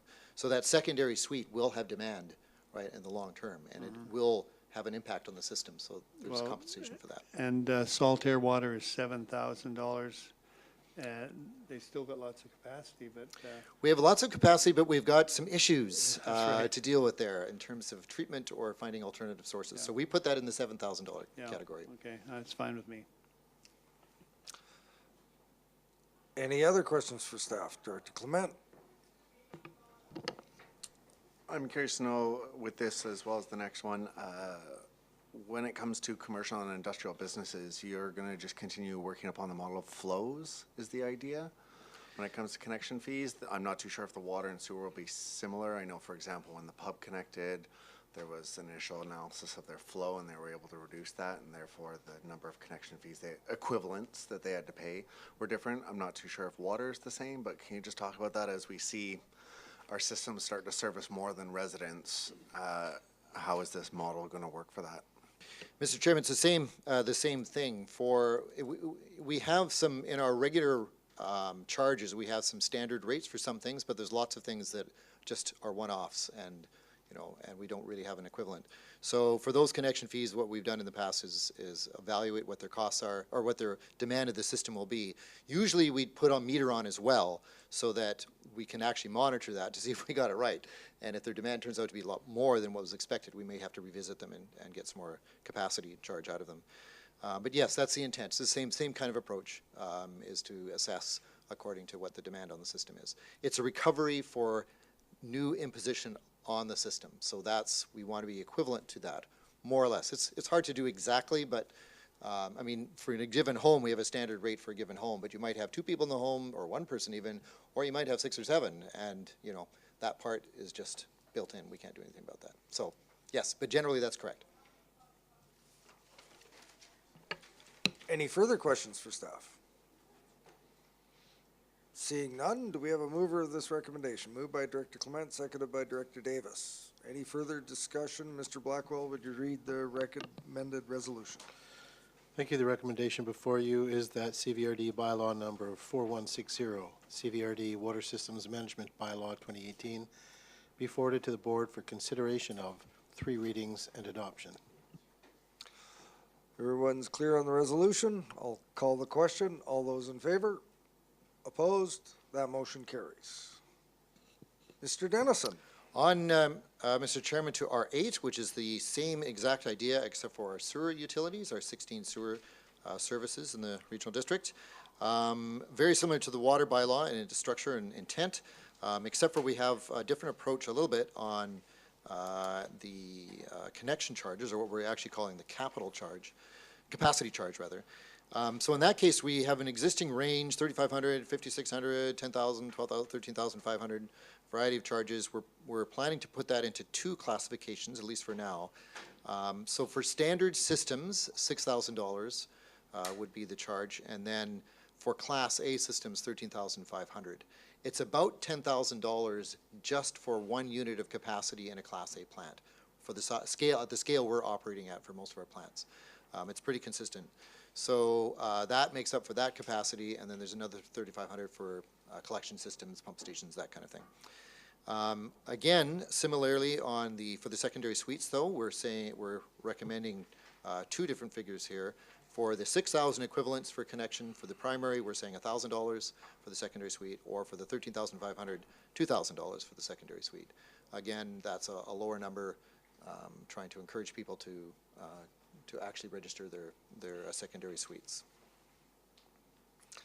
Thank you, Director Yanni DiNardo. Just following up on our information and communication on this, if this one should pass too, but we've passed this water one, is also mentioning the liability and the insurance and encouraging people, like in you know, the positive spin on all of it in an accurate way to get our systems and the fairness for everybody up to speed. So, because we've been for a long time, it hasn't been equally shared in that capacity, but thank you. Any further questions for staff? Director Dory. Thank you, Mr. Chair. Is it not true that sewer systems are more expensive to install than water systems, generally speaking? Mr. Chairman, one would think so, but it doesn't necessarily turn out that way. One of the things with water is that the problems in the distribution system are more acute than in a sewage collection system because it's under pressure. So when it ages, it fails spectacularly, and you've seen that yourself a number of times in Saltaire, for example. Whereas on the sewage collection side, problems arise, and you just start to get a little more I&I in, a little more water works its way in the system, but nothing blows up in the road or in people's front yards the way it does in a water system. Also, water is a more sensitive issue because you've got a direct human health concern there. So if there's any fault or any problem, you know, you've got to go to a boil order. It's a big deal. And sewer is important. I mean, it's environment, and ultimately human health if it works its way, you know, into any way that people can contact with it. But it's typically a little less urgent. So we're finding in general that you don't see that kind of discrimination between sewer and water systems that you'd expect to see. You'd think this water be lower, but some of these other issues have made it different. And on sewer systems, we're seeing Class A and whatnot as well. Thank you. Any further questions for staff? Director Dory, turn your mic off. And just one, well, maybe let's get it on the floor. Do we have a mover? Moved by Director Clement, seconded by Director Yanni DiNardo. And just before you read this resolution, or actually, let's go ahead and do this. Could you read the resolution, please? Thank you. The recommendation before you is that CVRD bylaw number 4161, CVRD Sewer Systems Management Bylaw 2018, be forwarded to the board for consideration of 3 readings and adoption. Any further discussion? Seeing none, I'll call the question. All those in favor? Opposed? That motion carries. Further to Director Yanni DiNardo's thoughts and concerns on this, will we have an opportunity, and I turn to Mr. Carruthers for this, we'll be having the discussion at the board, and I think communicating this with our customers is very important, and while we've done the ANOVA report and there's been work done around that, I think that given the amount of work on our plate in the next 6 months and staff's plate in the next 6 months, I think this is important. So will there be some consideration or discussion of how this information is communicated at our discussion at the board next week? Or can we create an opportunity for us to have this discussion as to how this is communicated? Mr. Crothers? Absolutely, Mr. Chair, we can discuss with the board. We can work with the staff in the Utilities Division. We're hoping to have some part-time help coming on to assist with our communication needs until our position is filled. That's really an operational matter, and I think we can discuss it. In view of all of the other items, absolutely, we have an opportunity next week for me to discuss that with the board, but I don't see any reason why we can't move forward with the communication strategy on this very important issue. Excellent. Thank you. Director Yanni DiNardo. Thank you, Mr. Chair. One communications strategy that works really well that I've heard is I'm not sure where our billing is, but we're already sending out the bills. If there is a one-pager besides the regular other communication, that one is one that works well. Thank you, and I'm sure staff will make a note of that. So next item is item number 9, and we've had some discussion in advance. I don't know what our board chair is going to decide when we get to the board meeting about reading all of these items out, but we've decided we're going to proceed with considering all of these items as a block, so we won't make Mr. Blackwell read every single one of them, but if you could introduce it, please, on item 9, Mr. Dennison. Thank you, Mr. Chairman. So this is an amendments for sort of updating our budgets for 2018. This one is 576. That's our utilities allocation budget. So this is not a utility budget of itself. This is where costs that are shared amongst all the utilities come into one spot and then are allocated to each of the services. These costs are generally allocated by property, so every property within each of our sewer and water utilities pays the same for all these overheads in 576. We've got a couple amendments to it. One is we have just received these grants for Cobble Hill and Mill Bay, so it was because those functions have yet to be established. We're putting the money into 576, or we're recommending to put the money into 576, so we have some of that to spend over the next little while getting these projects going. So those are 2 amendments there that we recommend adding. We also have 2 new vehicles as well. One is for our new instrumentation electrician staff member.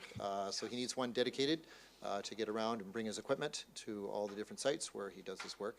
We bought some equipment for him as well. And this was coming in now because we had to hire the person and we had to add all those approvals. So we've got that in hand now. Also, similarly, a new heavy truck as well. The truck's already on the way, but this is the operational costs for that vehicle, which was already approved in the budget. Those costs will be paid by operational reserve for 2018. Only after this it will be incorporated in the regular allocation.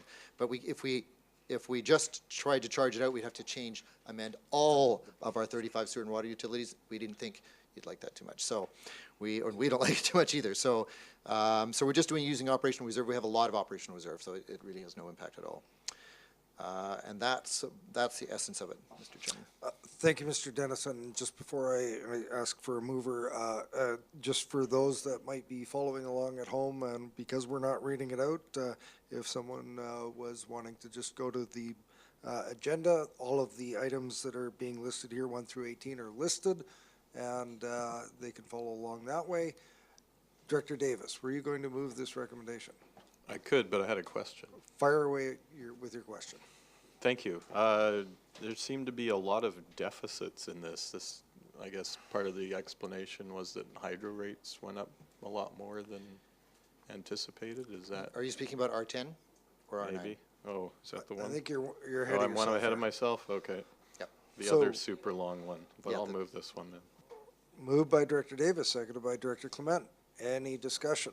And these are items for 576, 1 through 18.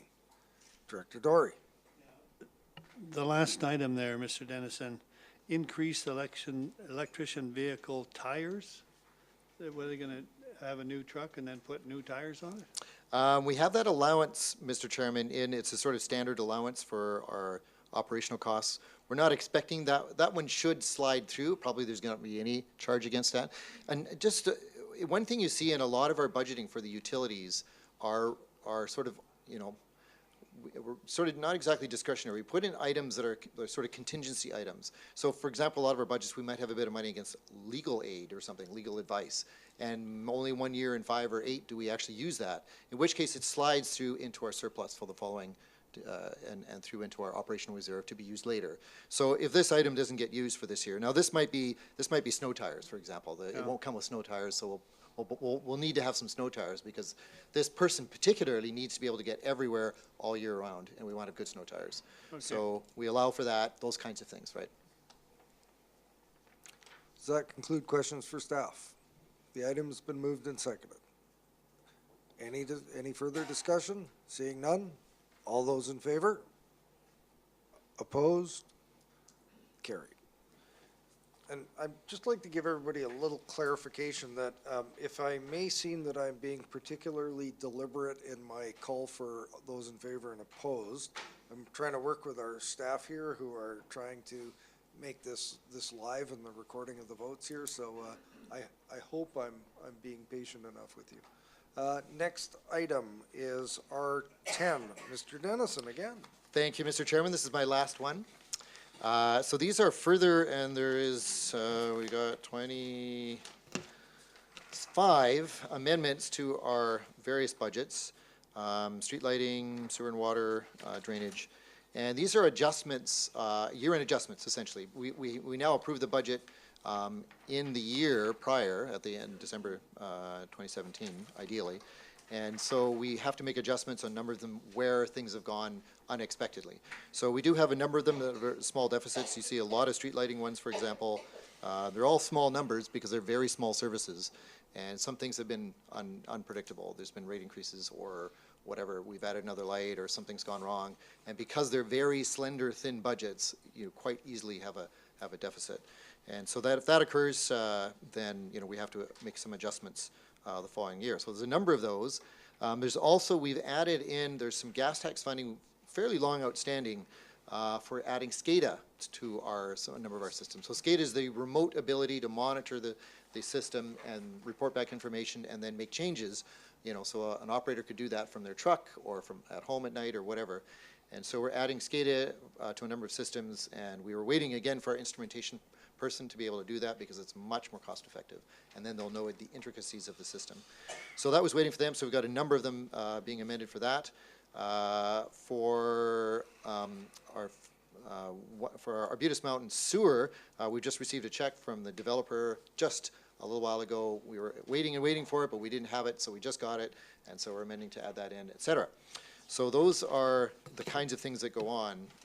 Generally, the numbers are relatively small for relative to the overall systems. They're just, some unexpected issues that have come up. Actually, one little change from the recommendation for item 22, we've got increased recovery costs by $131,000 and increased capital engineering structures by $131,000. I would recommend instead that we say increase capital engineering structures by $90,000 and increase contingency by $41,000, because some of the items that were, this is the contribution from the developer for Arbutus Mountain Estates for Phase 3 for works that we're doing, but some of them are not capital works, they're other things. So we'd like to put that in contingency, and we'll spend it out from there. You'll make sure staff have those changes. Thank you. Director Yanni DiNardo, question for Mr. Dennison. Thank you, Mr. Chair. I'm looking at there needs to be a higher rate, increase the budget for street lighting in Cowichan Bay. And you and I have discussed, actually, this, there is only one subdivision with streetlights in Cowichan Bay besides our safety street lighting. Yes. And we've discussed in the past, because since that was put in our OCP in Cowichan Bay, we're a dark sky community. And we had discussed the possibility of maybe every other light going off there, and maybe there needs to be a communication, well, there would need to be a communications to that subdivision, and how we would go about that, but maybe we could talk about that another time. But that is something we would like to work towards. And the other one is LED. I see some are getting LED and some are not. How does that work? Mr. The Dennison. LED program, yeah, Austin's been looking after that. We've upgraded a number of the systems to LED. Interestingly enough, most of them have gone without a hitch. We had a lot of customer comment at one of our utilities, at Twin Cedars, on the LED lighting, and that took quite a while to sort out. We've successfully done that. And we could look at others. That was gas tax funds, and I think in each case, the area director approved the gas tax funds to be used for that street lighting.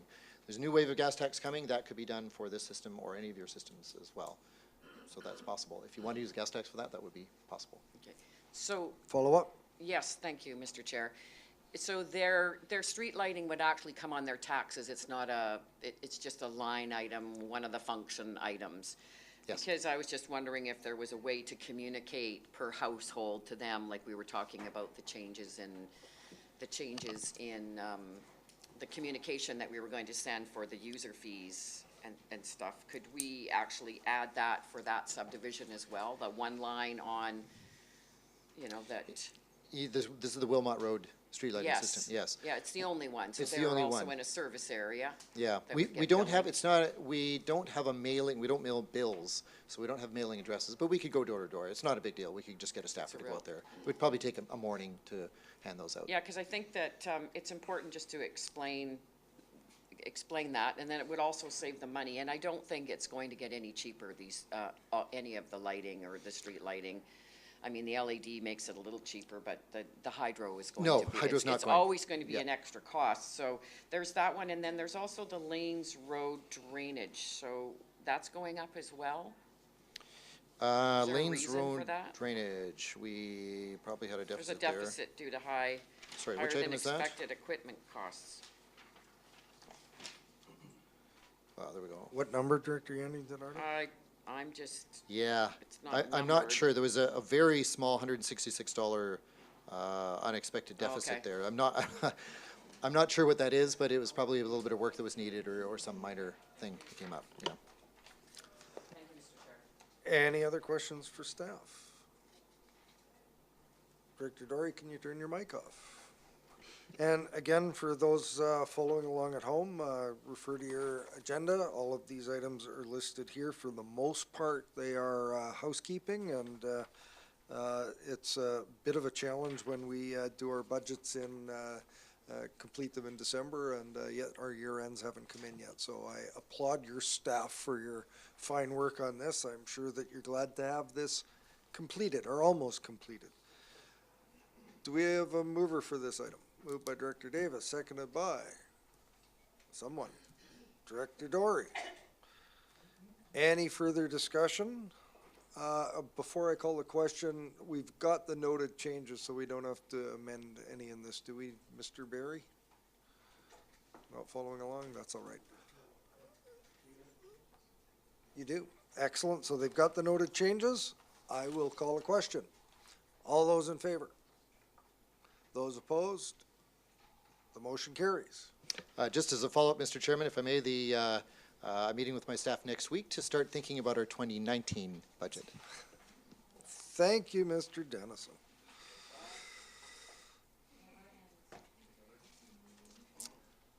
Next item, number 11. Mr. Takarik. Thank you, Mr. Chair. This is just a report providing you guys with a summary of community works funding projects that have been for already board approved projects. This is just a summary of approved projects and kind of what's the remaining unallocated funding for the various phases of community works fund. So just as a bit of background, community works fund is part of the gas tax agreement. It's administered through UBCM. The intention is to provide local government with a source of stable long-term funding for environmentally sustainable infrastructure and capacity building projects with an emphasis on clean air, water, reducing greenhouse gas emissions, and asset management. So the first phase of CWF, we were calling it CWF 1.0 here, which was between 2005 and 2013. There was $6.4 million distributed to the CVRD, and that was so in attachment A there is a summary of all the projects that received funding under CWF 1.0. You can see there's still about, I think, close to $13,000 remaining of earned interest. Oh, gesundheit. Bless you. The second round of CWF, we're calling it CWF 2.0. This was distributed to the CVRD between 2014 and 2018, and this was $7.7 million. And the project list for this one is in attachment B. So you can see there's not as many completed projects, but a lot of them are planned or in the budget for 2018 or 2019. There's still some unallocated funding remaining in some of the electoral areas, and just a reminder, this one was distributed to electoral areas based on their populations. And then there was also 10% of that was held in reserves for future projects. Exciting news about the third phase of Community Works Fund, so that's CWF 3.0. UBCM is going to make an announcement in the fall about that, what we should expect for that, and it's been estimated that it'll be similar to the 7.7 million we received last time, and that'll start payments to that to the CVRD from that pot will start in 2019. So there was, going through clearing out all these projects, there was one little hiccup, I guess you'd call it. There was an expenditure in the Parks and Trails Division Function 279 for condition assessments that there's an expenditure of $44,000. What happened was there was a board approval to spend that money through the Community Works Fund, but it was never it was never determined which pot that was going to come from. Like either where's an electoral area going to pay for that, or it was kind of assumed, I think, that the regional pot was going to cover that, but that was never clarified, and the regional pot has now all been fully allocated to other projects. So that kind of comes to the recommendations, and there's a couple things we're just trying to figure out if we can use some of that, the remaining unallocated funds, some of that from the interest from phase 1 and the interest from phase 2 primarily to cover that expenditure, and then pool the remaining interest with the reserve fund to kind of, for I guess the board to kind of decide how they want to allocate the remaining unallocated funding. So if I'm interpreting what you're saying, we've got a accounts payable, I guess, that we have to address, and we've got some funds, and it's time to consider the allocation of those funds. Will we be having an opportunity to either have a session before an electoral area services meeting or a short workshop to hear what priority staff may bring forward or directors may bring forward as priorities for the remaining funds? Is that a fair assessment? That's, yeah, historically that's kind of what we've done. Once this update's prepared, then we'd go and collect all the priority projects from staff, and then we'd meet with consult with all the directors and figure out which ones are going to get the funding. Mr. Carruthers, thought you might jump in on this one. Thank you, Mr. Chair. So you essentially have $1.2 million of unallocated funds. 200,000 of that it was money left over from the allocations to electoral areas. So funds that you as individual directors have not fully allocated. So that's about $200,000. So essentially, you're left with about $1 million of unallocated funds. 700 and change is the reserve fund that was set aside for the upcoming board, because we realized that there was a lag between this board's term and the new program coming out in 2019. And then you have the remainder as Austin said, in terms of interest earned and some other savings. Staff will come back to you with some recommendations around how to utilize that $1 million, net of hopefully the 44,000 that the committee would recommend to cover off the Parks and Trails shortfall there. We are in nearing the final stages of our asset management plan, and it would be expected administratively that in the future our community works funds would be directed by that asset management plan. We've expended significant hours and effort to pull that plan together as a basis for which the board can make decisions on its infrastructure investments. And that will obviously be up to the new board to decide when they get elected after October as to how they wish to allocate those funds coming.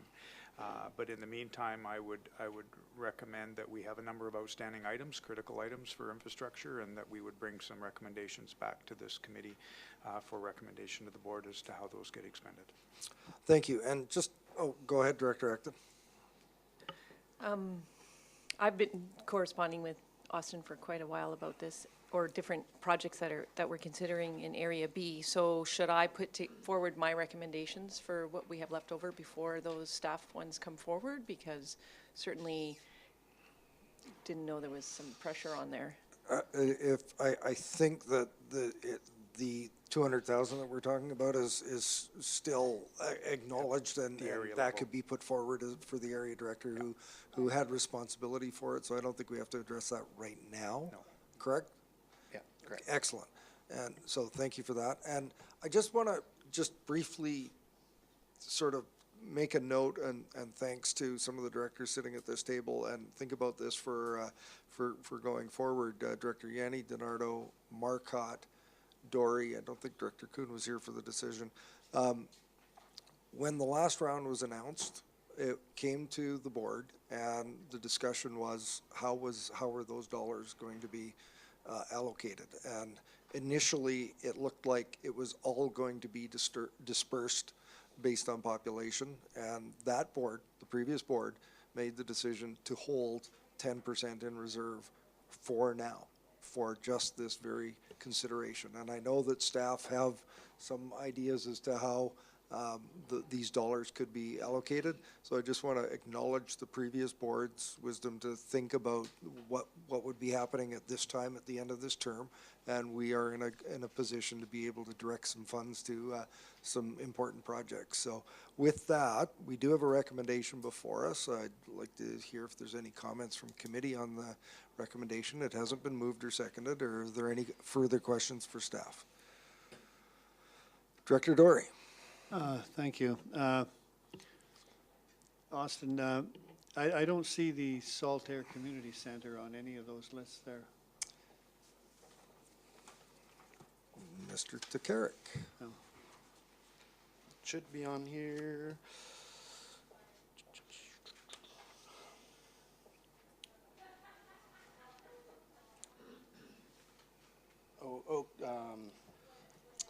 What number is it?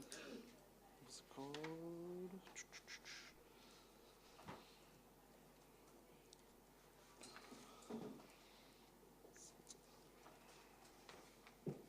Oh. Saltaire. What are these? This is, oh, this is 130. It should be on, yeah, it should, 31?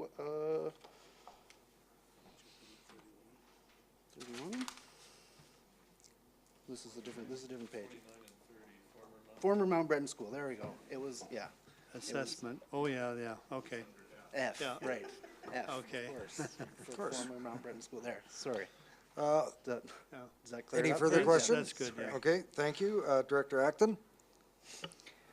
Thank you, Mr. Chair. I would like to be clear on the function 279 Parks and Trails, whether we pay into that as just the electoral areas pay into it, or is it regional? It is regional. Or, and I'd like to comment on the second part of the resolution as well. Mr. Farquhar? Yes, Mr. Chair, the report indicates or advocates that it be the interest accrued from all of the gas tax to be applied to cover the costs of otherwise expended per approval of the board to undertake this overall asset management work that was done in 2017. So that would be where the funds would come from, as outlined in the report, from the interest accrued. But this one, it says that 44,000 community works funds unallocated funding remaining be approved for condition assets in function 279 Parks and Trails. So function 279, is that a regional or electoral areas? Mr. Chair, that is electoral areas. Okay. Yes. So, but the second part of it would be regional. and the municipalities already have got their own gas tax funding and have allocated it to where they saw fit, and now you're asking us to approve funding, no, the interest of our gas tax money collectively as electoral areas to be paid towards a regional amenity or project, infrastructure? Yeah, I think I guess we haven't identified the projects yet as to which the priority ones that would be required to, that would, from the asset management perspective, which ones would need the funding to remediate or upgrade is kind of the intent that we're going here. I mean, it is up to the directors here to kind of give some direction as to how those funds are going to be distributed, but the intent is we would pool the remaining funding together and it would be used for CVRD infrastructure. But I guess I have an issue with it being regional because all of us pay, for let's say 3/4 to 75 times more than the municipalities as a tax base, and I would not like to pay towards some kind of infrastructure that is funded regionally. So are we able to take that wording out, Mr. or can we Carruthers. clarify? Yeah, so if I can clarify, when we're speaking regional, we're talking about regional electoral areas, not regional including our municipalities. Municipalities receive their own community works funds. We set aside, originally this board set aside 10% in reserve, as Chair Morrison mentioned earlier. We also set aside 10% for regional projects, with the intent that if municipalities were wanting to partner with their community works funds on a regional solid waste or some regional service, that we would have that money available for that purpose. It became quickly evident that the municipalities weren't interested in that approach, so regional then became regional electoral area. So when there was something that benefited all electoral areas in terms of regional services, those funds were used for those purposes. So that's it's small R regional as opposed to large R regional. So could we add regional electoral area infrastructure in there? Just to, okay. Yes, and it's absolutely my intent to safeguard these funds to be spent within electoral area, but keeping in mind that every community works funds expenditure is authorized by the board, not by us. Director Kuhn. How is the allocation going to be done? Is it going to be like a pecking order, or how do we go about that? Mr. Carruthers, I've got my thoughts as to how we might do it, but go ahead. I mean, you will receive a recommendation from the staff. How that pecking order is going to be entirely up to the committee. What we would be recommending is that the projects will be based on merit, on need, risk, urgency. Those as the projects were approved under Community Works Funding 1.0, that's how those projects were allocated. We went to a census-based per capita allocation in the last round, but with these remaining funds, it is again entirely up to the committee, but we would recommend that they be pooled and they be allocated based on need, as prescribed by, or as recommended by staff, based on a criteria. Does that answer your question? I'd like to jump in here. I think that you know, we all want to make sure that we've got our fair share that's going to our areas, but we also know that in the past we do see specific priorities that require attention, and I'm glad that we're having this discussion now, and I'm glad that staff are bringing it forward so that we can ensure that the electoral area components of these funds are kept within the electoral areas, but also keep in mind that there have been instances where our municipal partners have assisted in expenditures in our areas as well. But this is EA money to be spent on EA priorities, and I see Director Marcotte, and then I'll go to Mr. Carruthers again. Thank you, Mr. Chair. I would just like to make a notation that not every one of us has the same needs and wants, even on an electoral area regional basis, but we generally have more than enough to go around on us. So I think this is the way it should be done, and I'd be happy to hear what our CAO would suggest and give us a chance to think about, because I think that, you know, my area is one that has very little activities and requires very little funding from their people. So, and I don't ask that they, you know, get it just because it's there. So it has to have a valid use. So, thank you. Thank you, Director Marcotte. Mr. Carruthers. Yeah, one other consideration for the committee. We are now towards the end of April. By the time we come back to you with some recommendations around the use of those funds, we are going to be rapidly approaching the summer. If there are any projects of significance, your budget for 2018 is already approved. And so it would require a budget amendment to add new projects into the 2018 budget. And in terms of capacity, we've already got a full slate of capital projects underway right now. So I'm going to suggest that it may very likely be that it's recommended those funds be held over and carried over into the new term so that they can be incorporated into the 2019 budget along with the new allocation. And that would give the new board, which was the original intent of setting this 10% aside, was to give the new board some money to start with when they come into office. So, and I'm just speculating here, but I'm just being cognizant of the timelines right now and where we're at in the budget cycle. And I think it's going to be rather difficult to spend $1 million, you know, in the last half of the year, given everything else that we're already working on under the existing budget. So. Director Clement. I'd like to move the resolution and then speak to it. We have it moved. Do we have a seconder? And I'm going to go back to the list as well. So after you speak, I'll go to Director Kuhn and Director Clement. Thank you.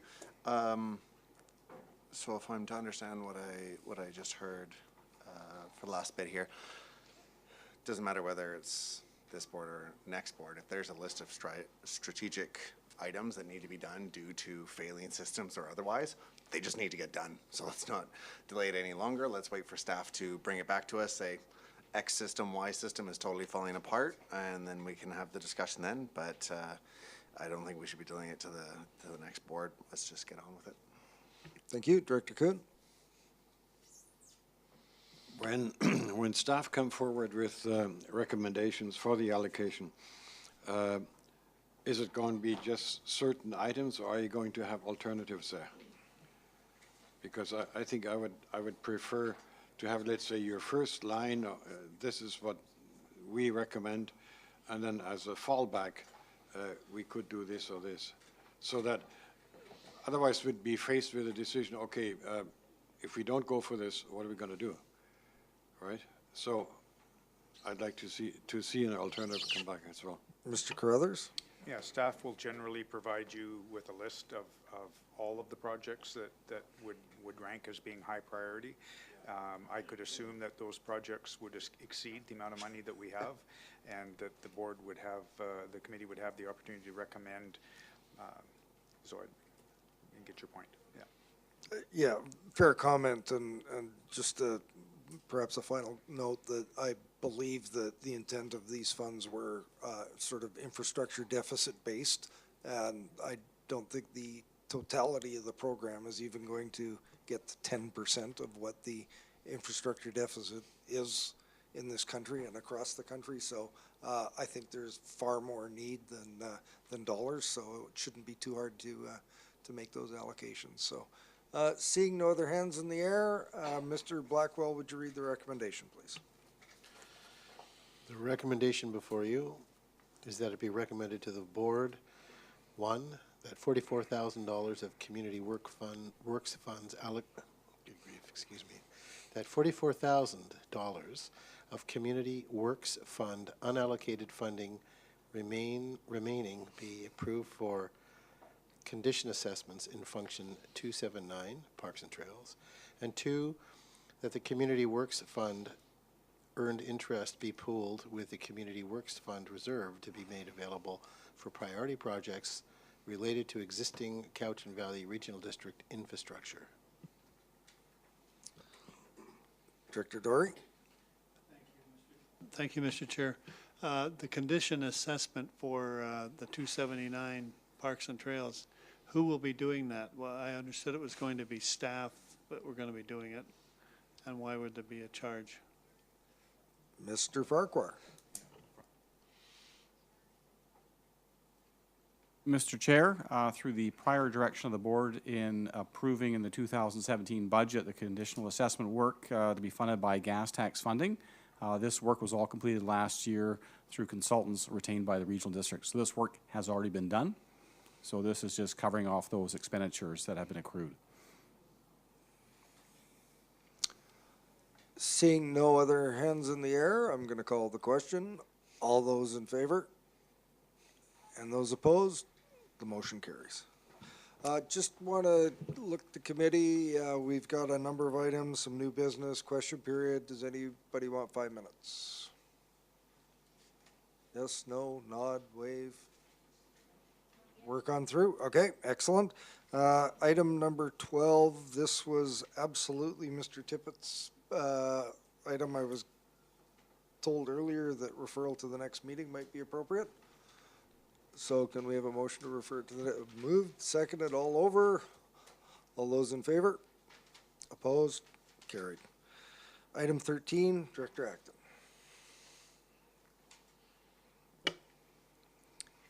Thank you, Mr. Chair. I'm just waiting for it to come up here. Okay. So I just wanted to be able to have a discussion with committee around unsightly premises or these, for us, I'll just read my request. In Area B, Shawnee Lake, we're seeing an increase in complaints on unsightly premises. And I'm assuming that it's very common in other areas too. I know that when I come off the highway and I turn down towards one area, it's always evident that it's an electoral area by, there's always a few right there with derelict fences, and you can see that there's all kinds of dead cars, and I'm not just meaning like one or two. There's obviously a big range of issues of dead vehicles and shipping containers and roofs going up. And I just wanted to include in my report for interest is we spend almost $600,000 on economic Cowichan every year. We're spending $135,000 on tourism. Regional parks and trails, we have $800,000. Regional parks, we have $3 million.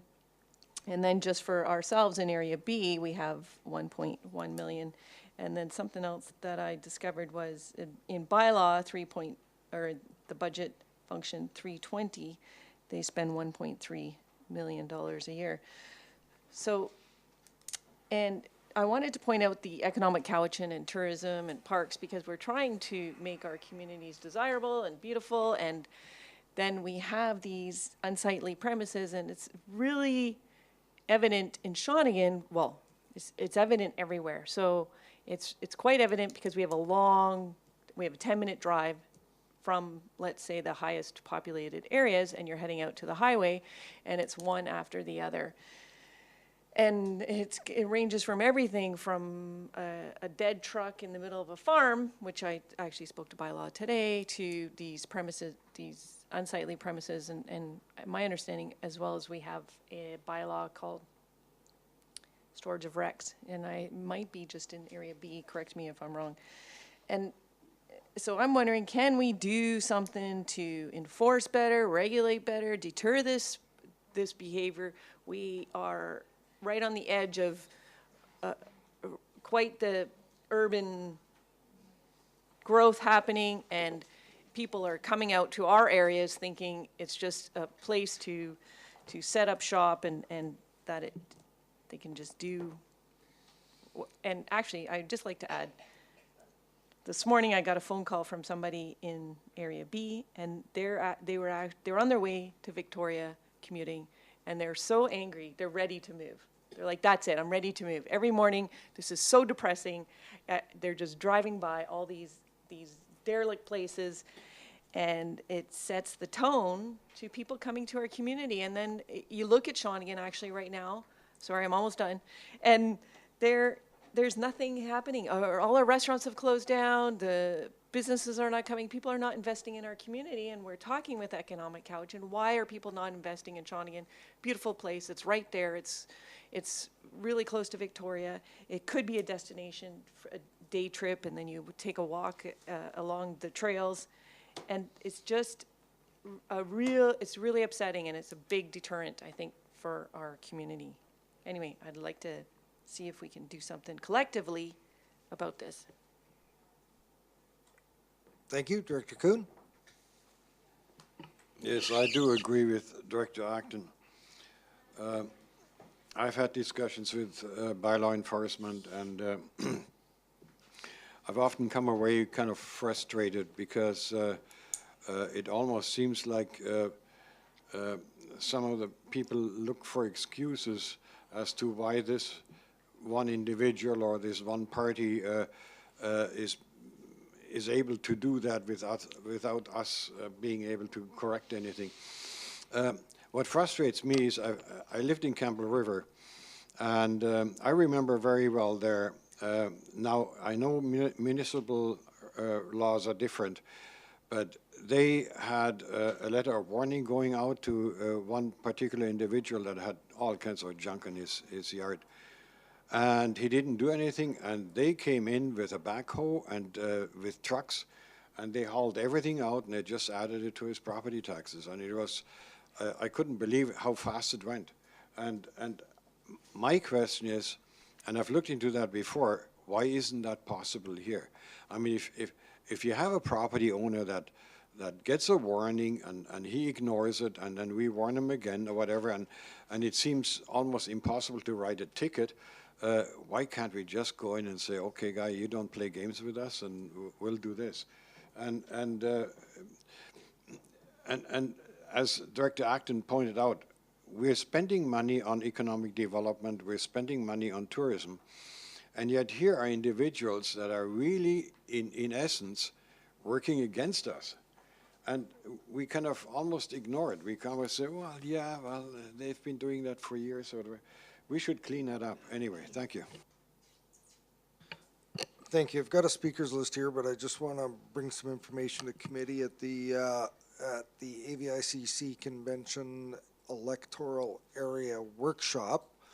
Once again, the initiative to seek a modernized local government act to bring some of those powers into the regional district was deemed to be a priority and action item, one of 3 action items that came out of the Electoral Area Directors Workshop. And well, I thought we might have had an opportunity to pose the question to the minister when she made her presentation. She didn't take questions, but I handed her aide a note asking for consideration of a modernization of the Local Government Act to provide some of those powers that currently rest with municipalities under the community charter, for some of those powers to be brought to regional districts. So I'm hoping we'll hear back from them on that front, but excellent point, and work needs to be done on that front.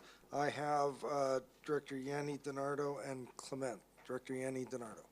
Well, we're all sort of singing off the same song sheet here because, yeah, the garbage, here we are with a resolution of no single-use plastic bags, but they're all floating along the ditches and into the ocean in my area. And also we're working on the air quality, which is another issue. So along with the garbage in all of our adjoining areas is also the burning and the air quality and all of that. So it's really hard to attract community members when you are having air quality alerts too. So this with garbage and backyard burning and all of it, which we are looking at, and staff is doing a good job of that, is something with these, yeah, unsightly premises needs to be looked at too. I'm going to go to Director Clement, then Mr. Conway, then Mr. Blackwell. So Director Clement.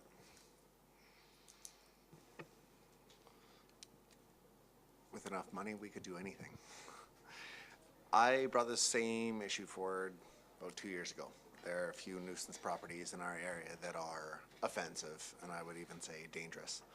And the amount of pushback I received by our peers was quite big. But where do you stop? Where's the threshold? Who sets that criteria? I'm not saying it can't be done. What I am definitely saying is I understand that you pointed out where we're spending these dollars, but we would open a can of worms starting to enforce just even Shawnigan in itself, because there is a degree of, you can just come out here and set up shop and do as you may. For the people that are really upset, they are able to complain. I had one person complain about this person who has probably 20 wrecked vehicles in their yard right on the fence line. But once they're told that they're the people who have to launch the complaint and go along with it, they decided, no, I don't want to have that kind of conflict. And so there's the other problem that we face. So like Ian said, we have challenges within the powers that were presented, like Campbell River. They were able to do things that we can't. We could do stuff, but I mean, our bylaw enforcement would go through the roof. And if we want to do that, that's fine. It's just, it's going to be massive, and setting the criteria and the legal challenges will be massive because of what the criteria is. It is a safety issue, is it objective visual quality, on and on, and it's massive, and I don't think we can really do it justice in this meeting, but it's happening throughout a lot of the electoral areas because it's where people can get away with it. So I will give bylaw enforcement huge kudos, because I've had quite a few of these nuisance properties actually be cleaned up after having a visit, a variety of reasons of why they're like that. But bylaw enforcement has been doing a really good job, in at least my area, of going in, at least paying a visit and saying you need to clean things up. And just, I guess, depending on the criteria that you're looking for, but I don't think we can really hash it out in this meeting. But I feel you. I brought it forward as well. Mr. Conway. Thank you, Mr. Chair. Director Clement beat me to the punch on a few of the comments I had, but property owners, they keep their properties in various states of repair and appearance, and determining what's unsightly is not always a straightforward matter. There's an element of subjectiveness to it, and enforcement, when it's taken, is generally reserved for those very extreme examples where a person is well beyond what the community would generally consider to be acceptable. And even then, when we take action, we've got a policy around bylaw enforcement, and that policy largely requires complaints. And so prior to this meeting, I had a look at the past complaints we've received on unsightly premise just to try to get a sense of that. And it's a little bit erratic, but in 2017, we only had 3 complaints for unsightly premise, which was down from recent years. In 2016, we had 10. In 2015, there were 23. So, and then in 2014, there were 12. So, and to date, we've had 3 this year so far in the first 3 months. So, the number of complaints we're getting about unsightly premise is not up significantly. There may be, maybe the feeling in the communities that people are not keeping their properties up, that sort of thing. But in terms of the complaints, we're not seeing a lot of them. One consideration with unsightly premise is that the people that we're dealing with are often challenging. So hoarders are an example of this, where people have issues where they're having problems managing their stuff, and they don't like getting rid of it. So it's not always a simple matter of just requiring that property owner to clean up. One thing that often happens is that pressure's put on them. Eventually they'll clean it up to some degree. We think that we've got the problem under control, and then 3 months later they've acquired a whole bunch of other stuff, and then we're back dealing with it. So sometimes these matters aren't just a straightforward enforcement issue. The issue of budget was mentioned. Bylaw enforcement is paid under budget 320. We've currently got 2 bylaw enforcement officers, and one of those officers is funded from that budget. The other one is funded from Parks and Solid Waste. And so we really only have 1 bylaw enforcement officer that's funded from that budget, and that enforcement officer deals with a whole broad array of issues. So to make this a priority and to really ramp up enforcement on unsightly premises, we're going to be either taking away resources from other enforcement priorities, or there's going to have to be additional resources directed to it to allow that to happen. And lastly, I just wanted to mention that the regional district is diverse. There are different standards throughout different parts of the regional district. We've got one bylaw, and from an enforcement point of view, we don't make a lot of distinctions as to the different standards. We don't have the ability. The bylaw isn't structured that way. So there may be different standards in different electoral areas and in different neighborhoods, but the enforcement strategies is the same throughout. So a few things to consider. Thanks. Thank you, Mr. Conway. I'll go to Mr. Blackwell and then alternate Director Steed. I thank you. Just to add a little bit more to this issue, certainly bylaw enforcement is a reoccurring theme. But to understand where we are with it, I think it's important to look at where we've come from.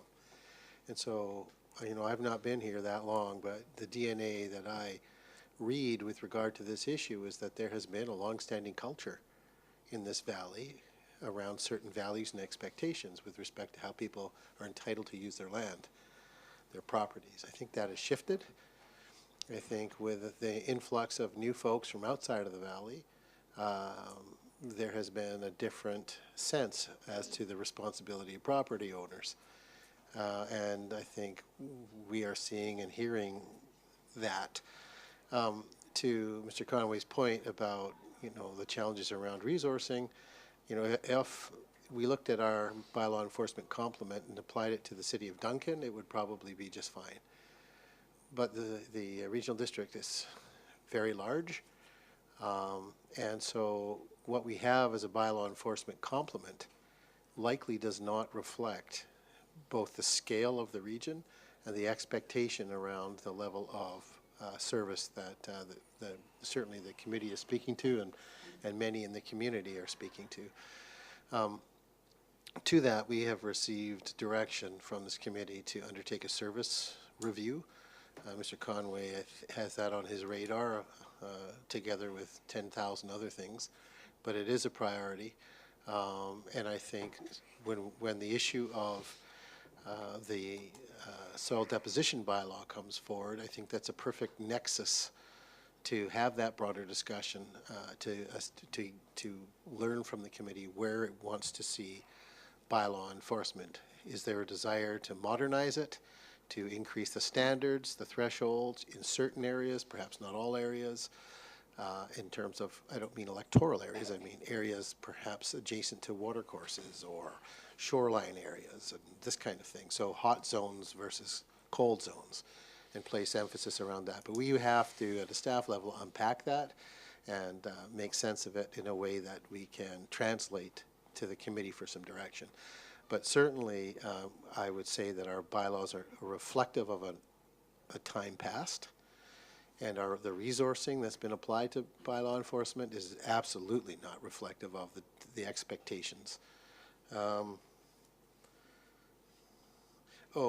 the last point I would make is with respect to smaller communities, the benefit of smaller communities with bylaw enforcement is that word of mouth travels very quickly. So in a small condensed area, you only have to deal with a couple of issues in a major way, and the word gets out. But I have a feeling that, you know, Area H is not going to convey the issues to Area F residents or Area B residents. There's not going to be a lot of overlap with regard to, hey, better be careful. So we lose the effect of that densified situation. So because we don't have that effect, the only way to affect it is to increase the numbers of boots on the ground. Thank you. I've got more on the speakers list. I've got alternate Director Steed, Acton, myself, and now Dory. Alternate Director Steed. Would it be correct that this one bylaw enforcement person is responsible for unsightly premises, noise, backyard burning, and that would mean there is no one on the weekends when most backyard burning happens?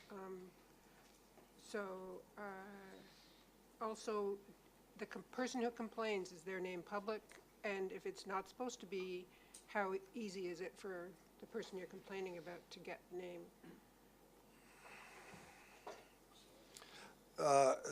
The answer is, you're right, there isn't anybody on the weekends. We do a little bit of targeted Parks and Trails stuff on the weekend in the summertime.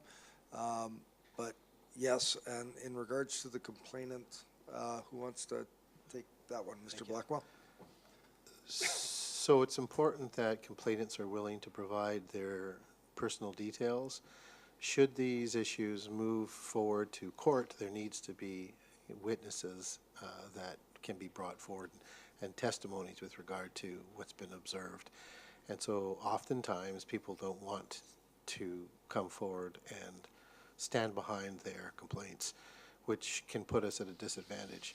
It's a little bit different in a scenario, I think, where a bylaw enforcement member attends a site and is able to observe the activity themselves. But if it's a scenario, for instance, where there's burning going on and that individual's not able to get out to the site until it's extinguished, it's harder to prove.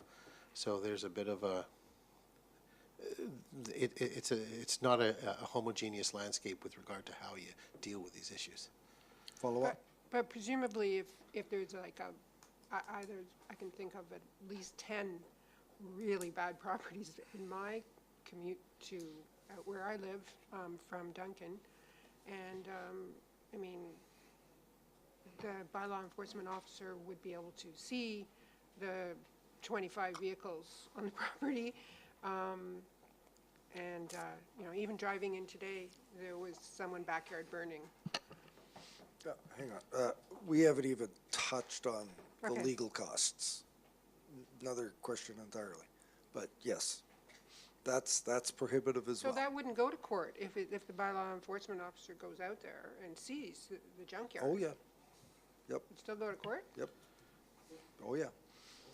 Okay. Mr. Blackwell? Thank you. So the other piece that's important to consider is that there's quite a considerable number of bylaw enforcement complaints.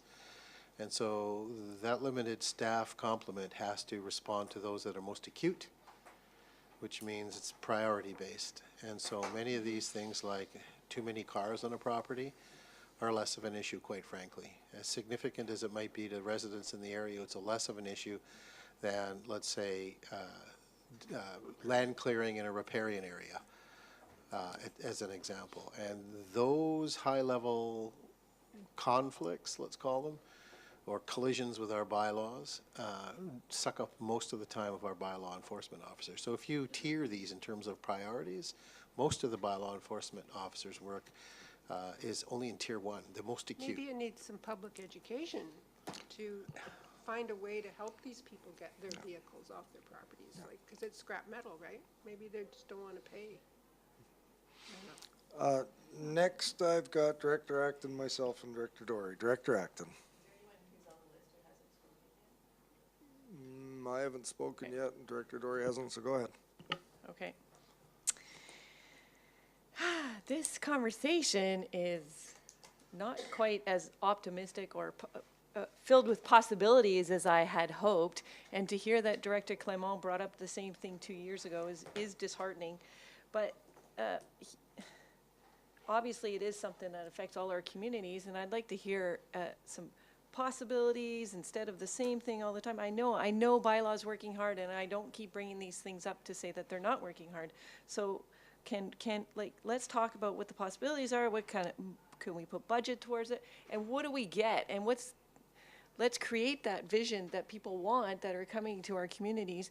This home, I think the median home is worth $600,000 now in the Cowichan Valley, so the people are expecting nice places to live, and that includes when you drive by. And and what bylaws do we already have? I know we have the storage of wrecks.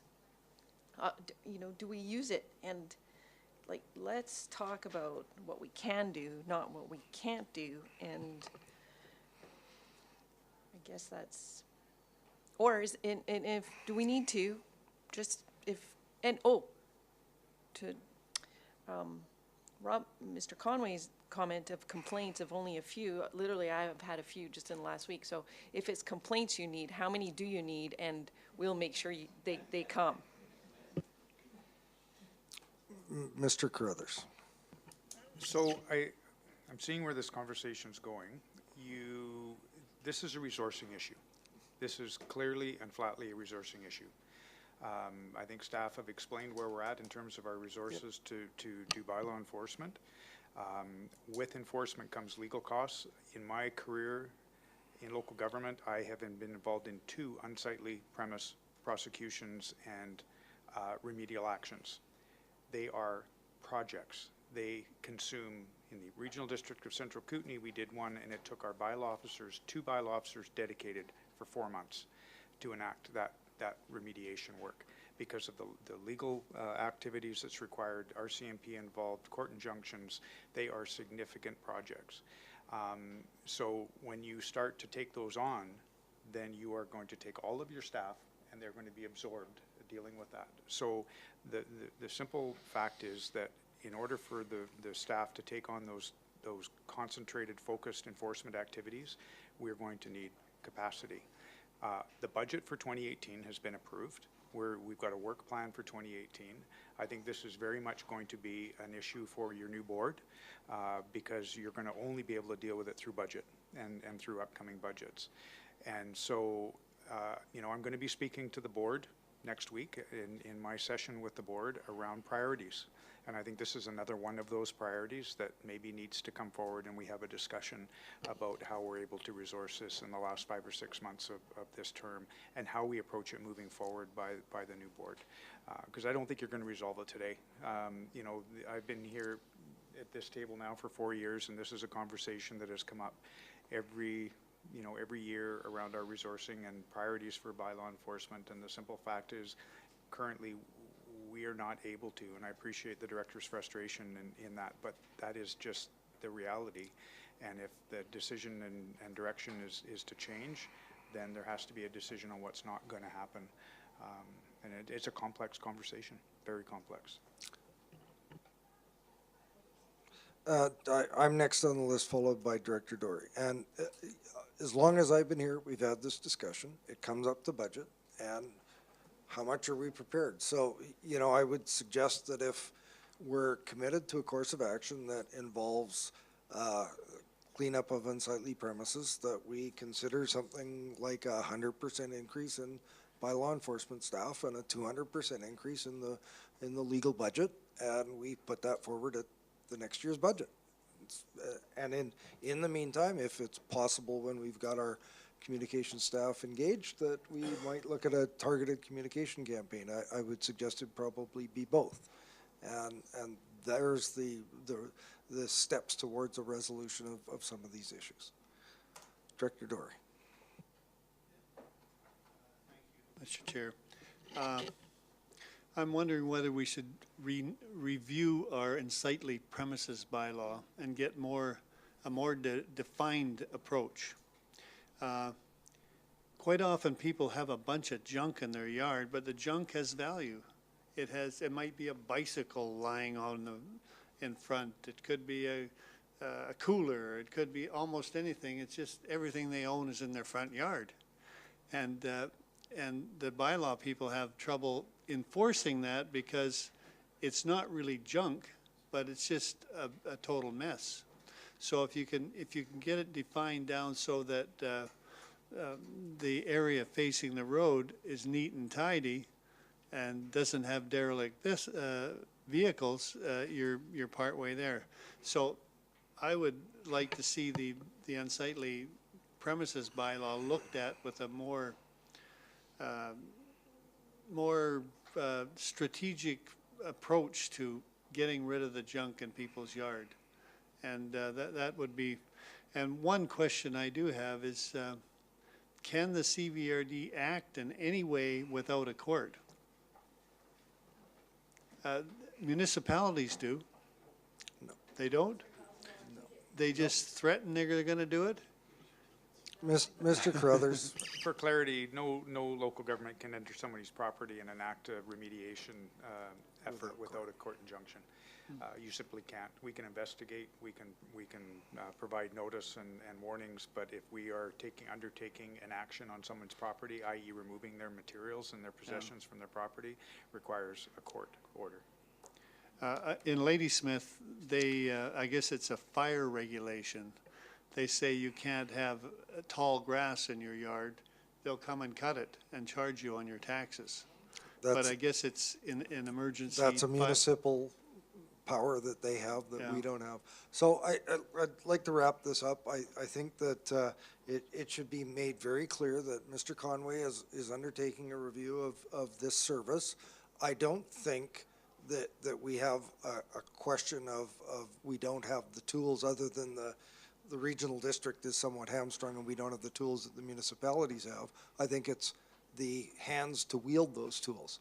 And that's about resourcing. So I think that if we're looking to make changes, we can't do it in this year's budget. We can ask staff to look at what communications opportunities we have.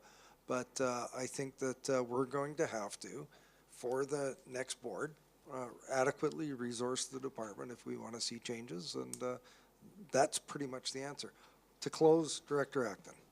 Thank you, Mr. Chair. I know we kind of talked about this earlier before the meeting, and I guess there wasn't, I'm not sure there was support, but maybe, what if we were to have an electoral areas workshop where we actually focus on what is our short-term goals for our areas and what are our long-term goals, and then we could have something that's really a lot more concrete than what we have now for this new board coming in? Would there be an appetite for that? We've got the marching orders for this board right here, and I think we have to give the opportunity for the new board to set what their priorities are. But I think more along the lines of what I was referring to earlier today was of the things on our plate, what do we want to see staff focus on in the completion of this? And I don't believe that even if we were to make unsightly premises a priority, that we've got the resources in the budget to raise that up. And we would have to, no doubt, reduce in importance some other issues that are currently being undertaken. Is that a fair assessment? So, next item. Unfinished business, Mr. Blackwell. There is no unfinished business. Question period.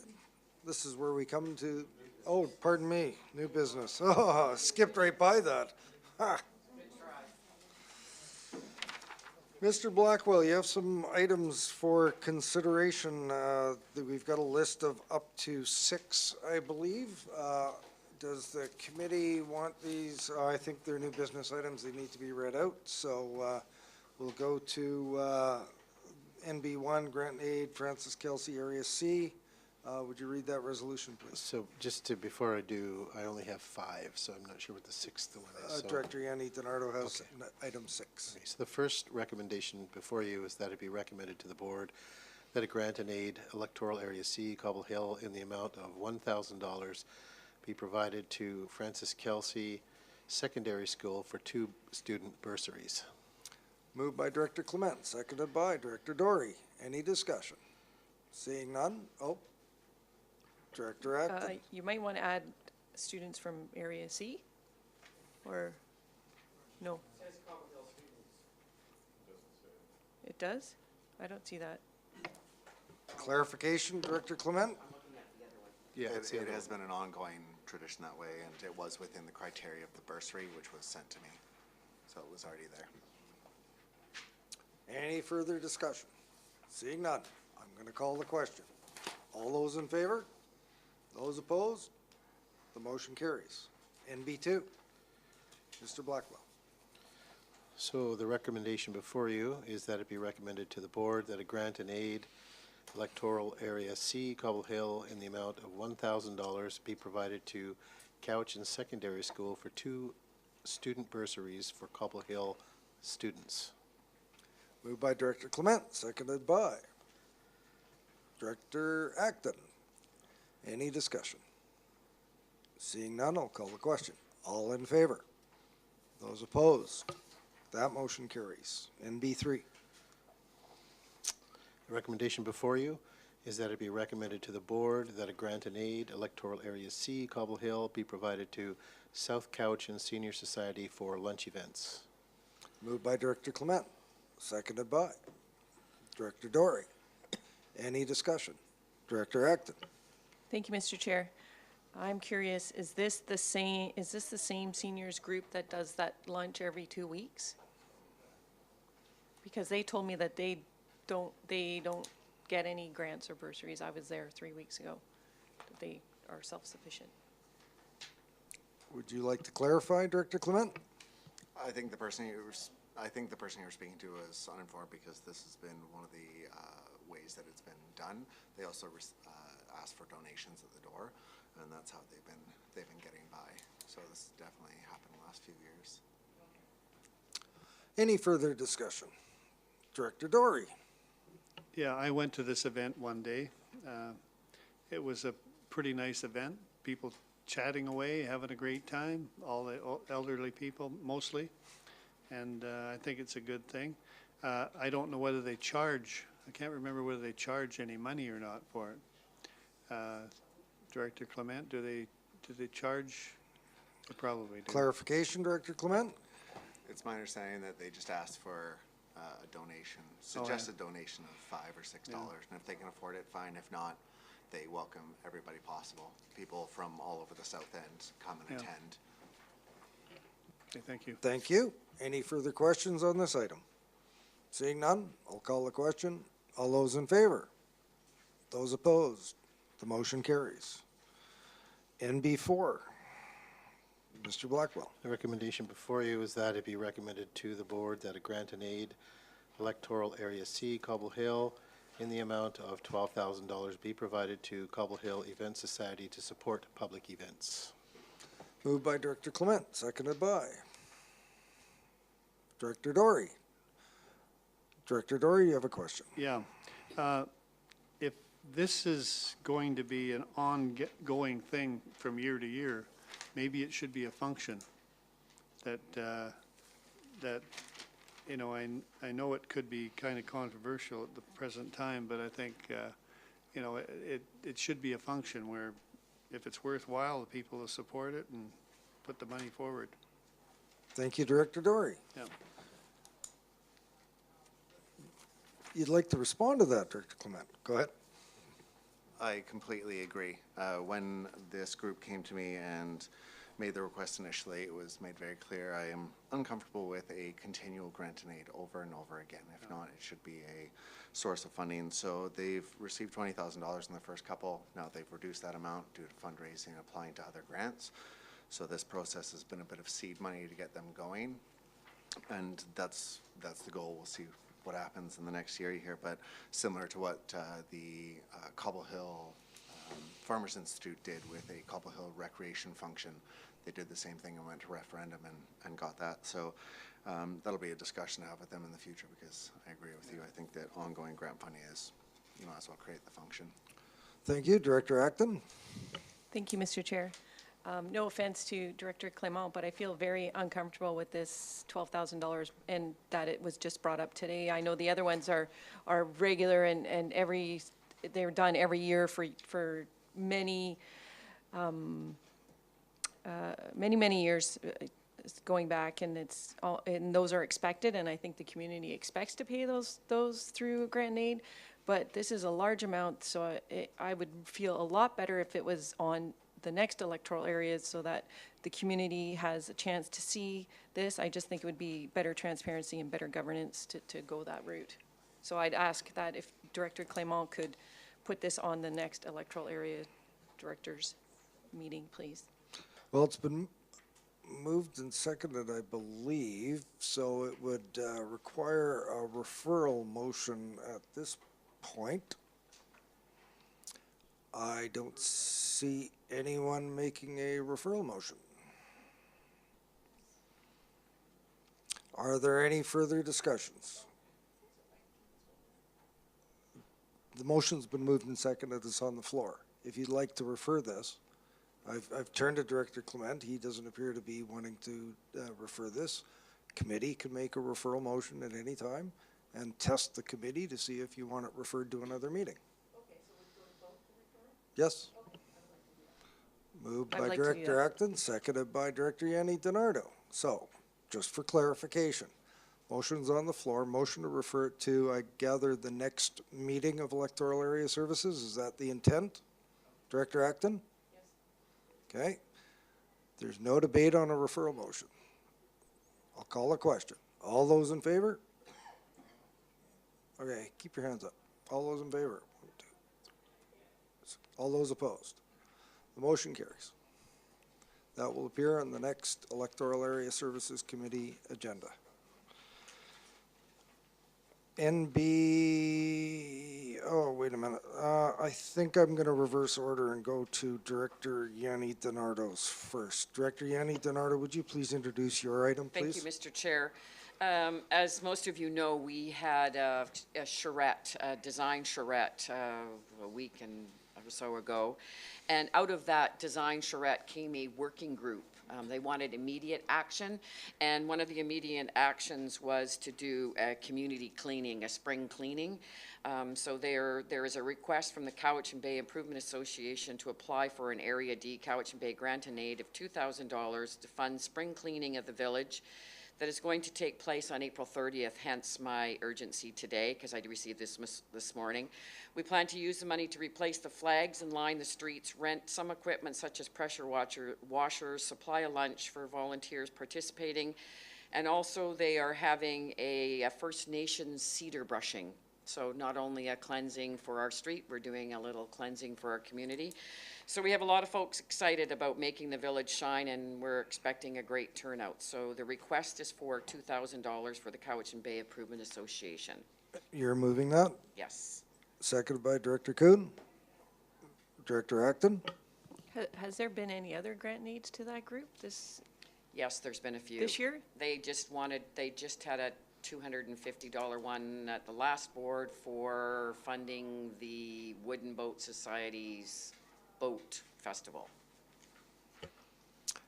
Any further discussion? We don't have it before us, but everybody understands the intent. Call a question. All those in favor? Opposed? The motion carries.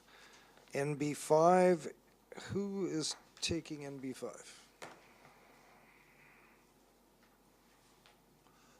Mr. Dias. I thought you were too. It's been so long since we've had you before us here. Thank you, Mr. Chair. The report before you is in regards to seeking direction for a minor encroachment as a result of construction of our public washroom facility at Arbutus Park in Yubo. We have just recently learned that the building has a minor encroachment of 2.5 feet or 0.75 of a meter on the northwest corner. The building was laid out as per normal protocol with surveyors. We did have a request from the Parks Commission to tweak the building, and as such, in tweaking the building, the northwest corner, we just recently discovered last week via another confirmation survey that it does actually go over the setback boundary. There's a 6-meter setback, front yard setback. So again, picture a little sliver on the northwest corner. Yeah, so the report at this time is recommending 3 options for consideration. The first option would be a physical relocation of the building. Second option would be a development variance permit.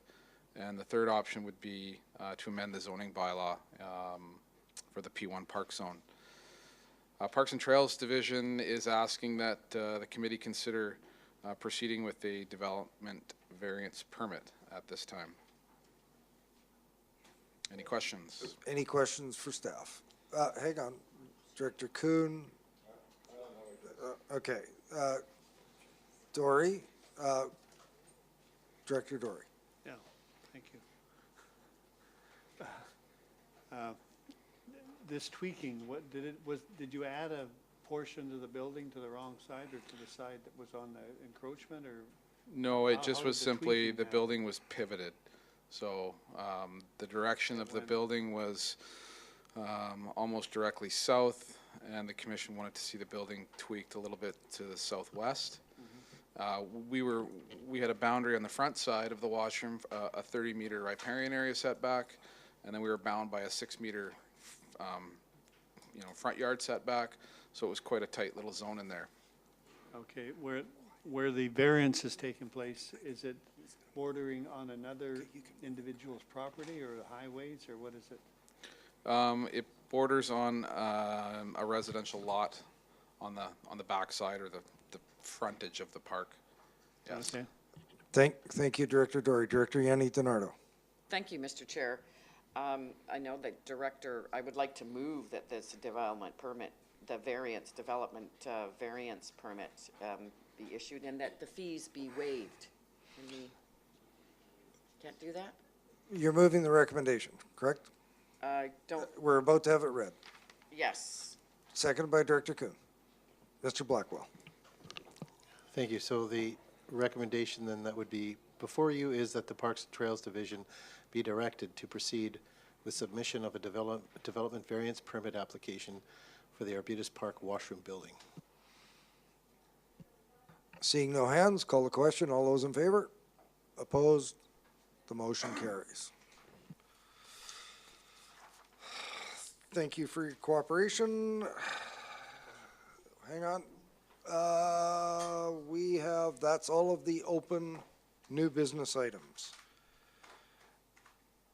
Question period. Now we have an opportunity for people in the gallery to pose questions in regards to items on the agenda today.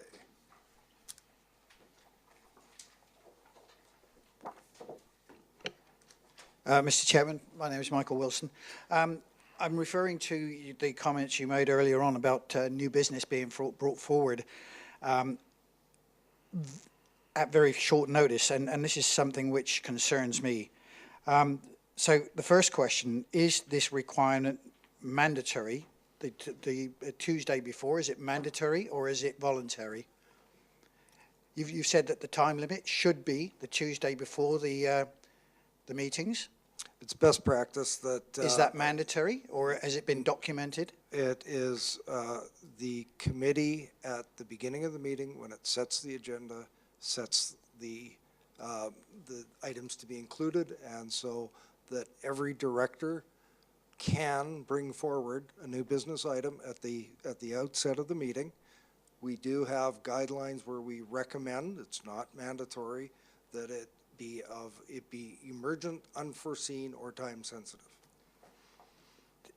Sorry, say those three again. Emergent, correct me if I'm wrong, Mr. Barry, unforeseen, or time sensitive. All right.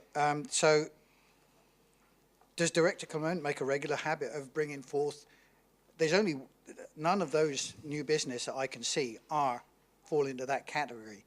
So is this a regular thing that's being done?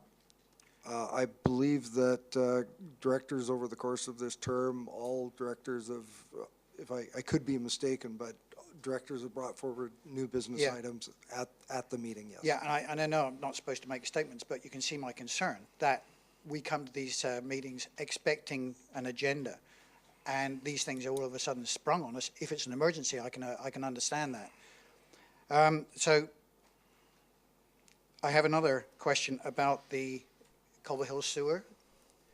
That originally, as far as I recall, was 1.9 million. That's now 1.2 million? I don't have that information before me, but I would be more than willing to get back. If you go back to what the chairman of the board, Mr. Lefebvre, said when he went on television and in the newspapers, it was 1.9 million. In the latest, in your R9, it's now 1.2 million.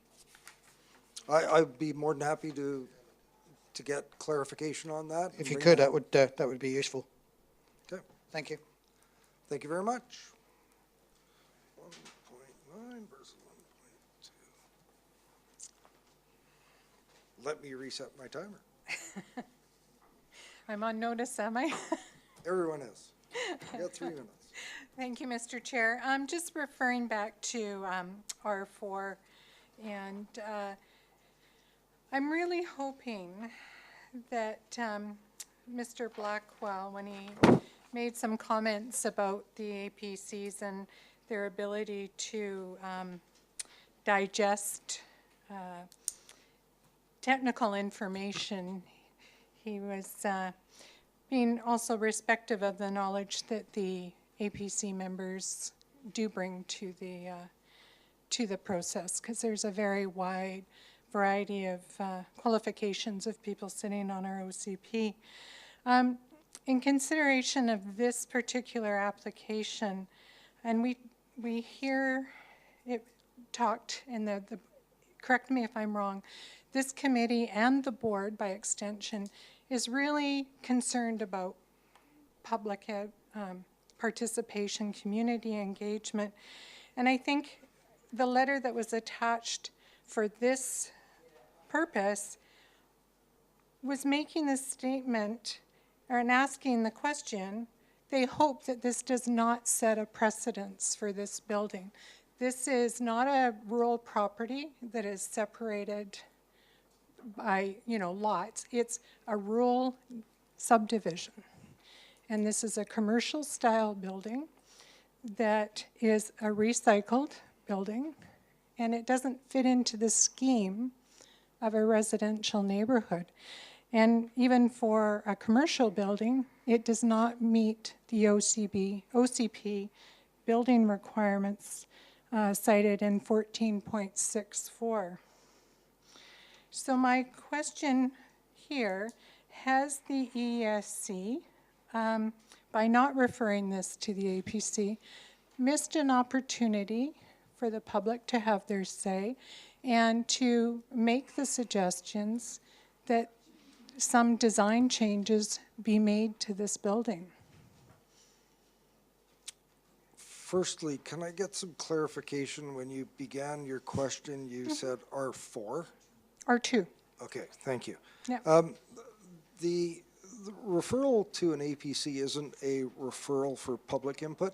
It's referral for the Advisory Planning Commission's input. So to answer your question, is it a missed opportunity for public input? It's not designed to be a public input process. And I would hesitate to say that that we're looking for significant input beyond what is in the process and in the guidelines. So the fact that this particular one wasn't recommended to go to the Advisory Planning Commission was process and that we have on the books. So while there is often the desire to make your community aware of changes or new items coming to the community, I can tell you that I have recommended that once in the past that I said an item that wasn't recommended by staff to go to my Advisory Planning Commission, and was roundly chastised for doing so by my Advisory Planning Commission.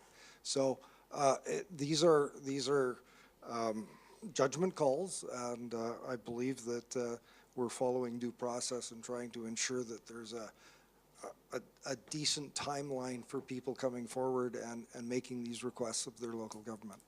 I hope that answers your question. Thank you, Mr. Chair. And I will say that one of the roles of the Advisory Planning Commission, and one that we're reminded of on a regular basis, is the role of the Advisory Planning Commission is to make recommendations based on the OCP, development permit guidelines, zoning bylaws, etc. And to my mind, this is varying that building size, and there is an opportunity here for the Electoral Area Services Committee and the APC to make recommendations that would better fit this building within a residential neighborhood. Because I can tell you, I don't think I would like a building that looks like this to go up in my residential neighborhood. You're at the end of your 3 minutes by 2 minutes, so thank you. Are there any other questions from the gallery? Mr. Chair, I'm Cliff Evans from Shawnigan Lake. Welcome. I noticed on R3 When I read through the report, I didn't see the full riparian report or geotech report. Why wasn't that added to the support material? Because if I couldn't see it, the rest of the public couldn't see it, and the directors couldn't have seen it, and we know this was a slam dunk application. We had to do it because of the laws, but still, I think we have to keep track of our riparian area, and so if we could see the riparian report, see who the expert was, the professional that did the report, then we could maybe advise the director, or the APC could have. Are you asking that that be made available? I'm asking why it wasn't available.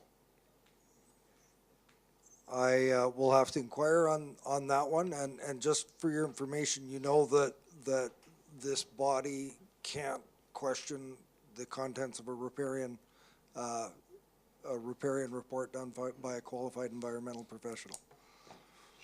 Once it's accepted by the province, I should say. Mr. Chair, there was another comment saying that maybe we didn't have enough qualifications, but the chair of the APC in Shawnigan Lake has at his disposal Dr. Bruce Fraser from the Water Basin, who is a registered biologist. Also, we have Dr. Linda McGregor, Dr. Ralph Turner, Bill Hook, who is an engineer, professional engineer, Dave Mundy, who's a registered biologist and agrologist. Mr. Evans, are you getting to a question? Dr. Bernie Eurlink, scientist. Are you getting to a question, please? Do you think that these people could have some input to make our place in Shawnigan Lake a better place to live? I think we review them, or we view them as citizen experts, and when appropriate, items will be referred to them. Mr. Chair, can we have a closer look at giving some of these development permits and variance permits to the APC to look at, and so that we can have some more public input on it? You say that there shouldn't be more public input, but I think that's what it's all about, is it not? We can certainly consider that. Once again, the Advisory Planning Commission is the advice from the Advisory Planning Commission, and not, in my view, deemed to be public input. It's an Advisory Planning Commission input, so I think staff have heard what you've asked for, and we'll consider it in our future discussions on these sorts of items as far as process goes. There's a number of items that are being reviewed as far as process, the harmonization of the OCP, and ultimately maybe harmonization of our zoning, and we may have some policies and procedures that may look favorably to what you're asking. Thank you very much, Mr. Chair. Thank you, Mr. Evans. Does anyone else have any questions? And we've got 3 minutes left in the question period. Donna Anderson, Cobble Hill.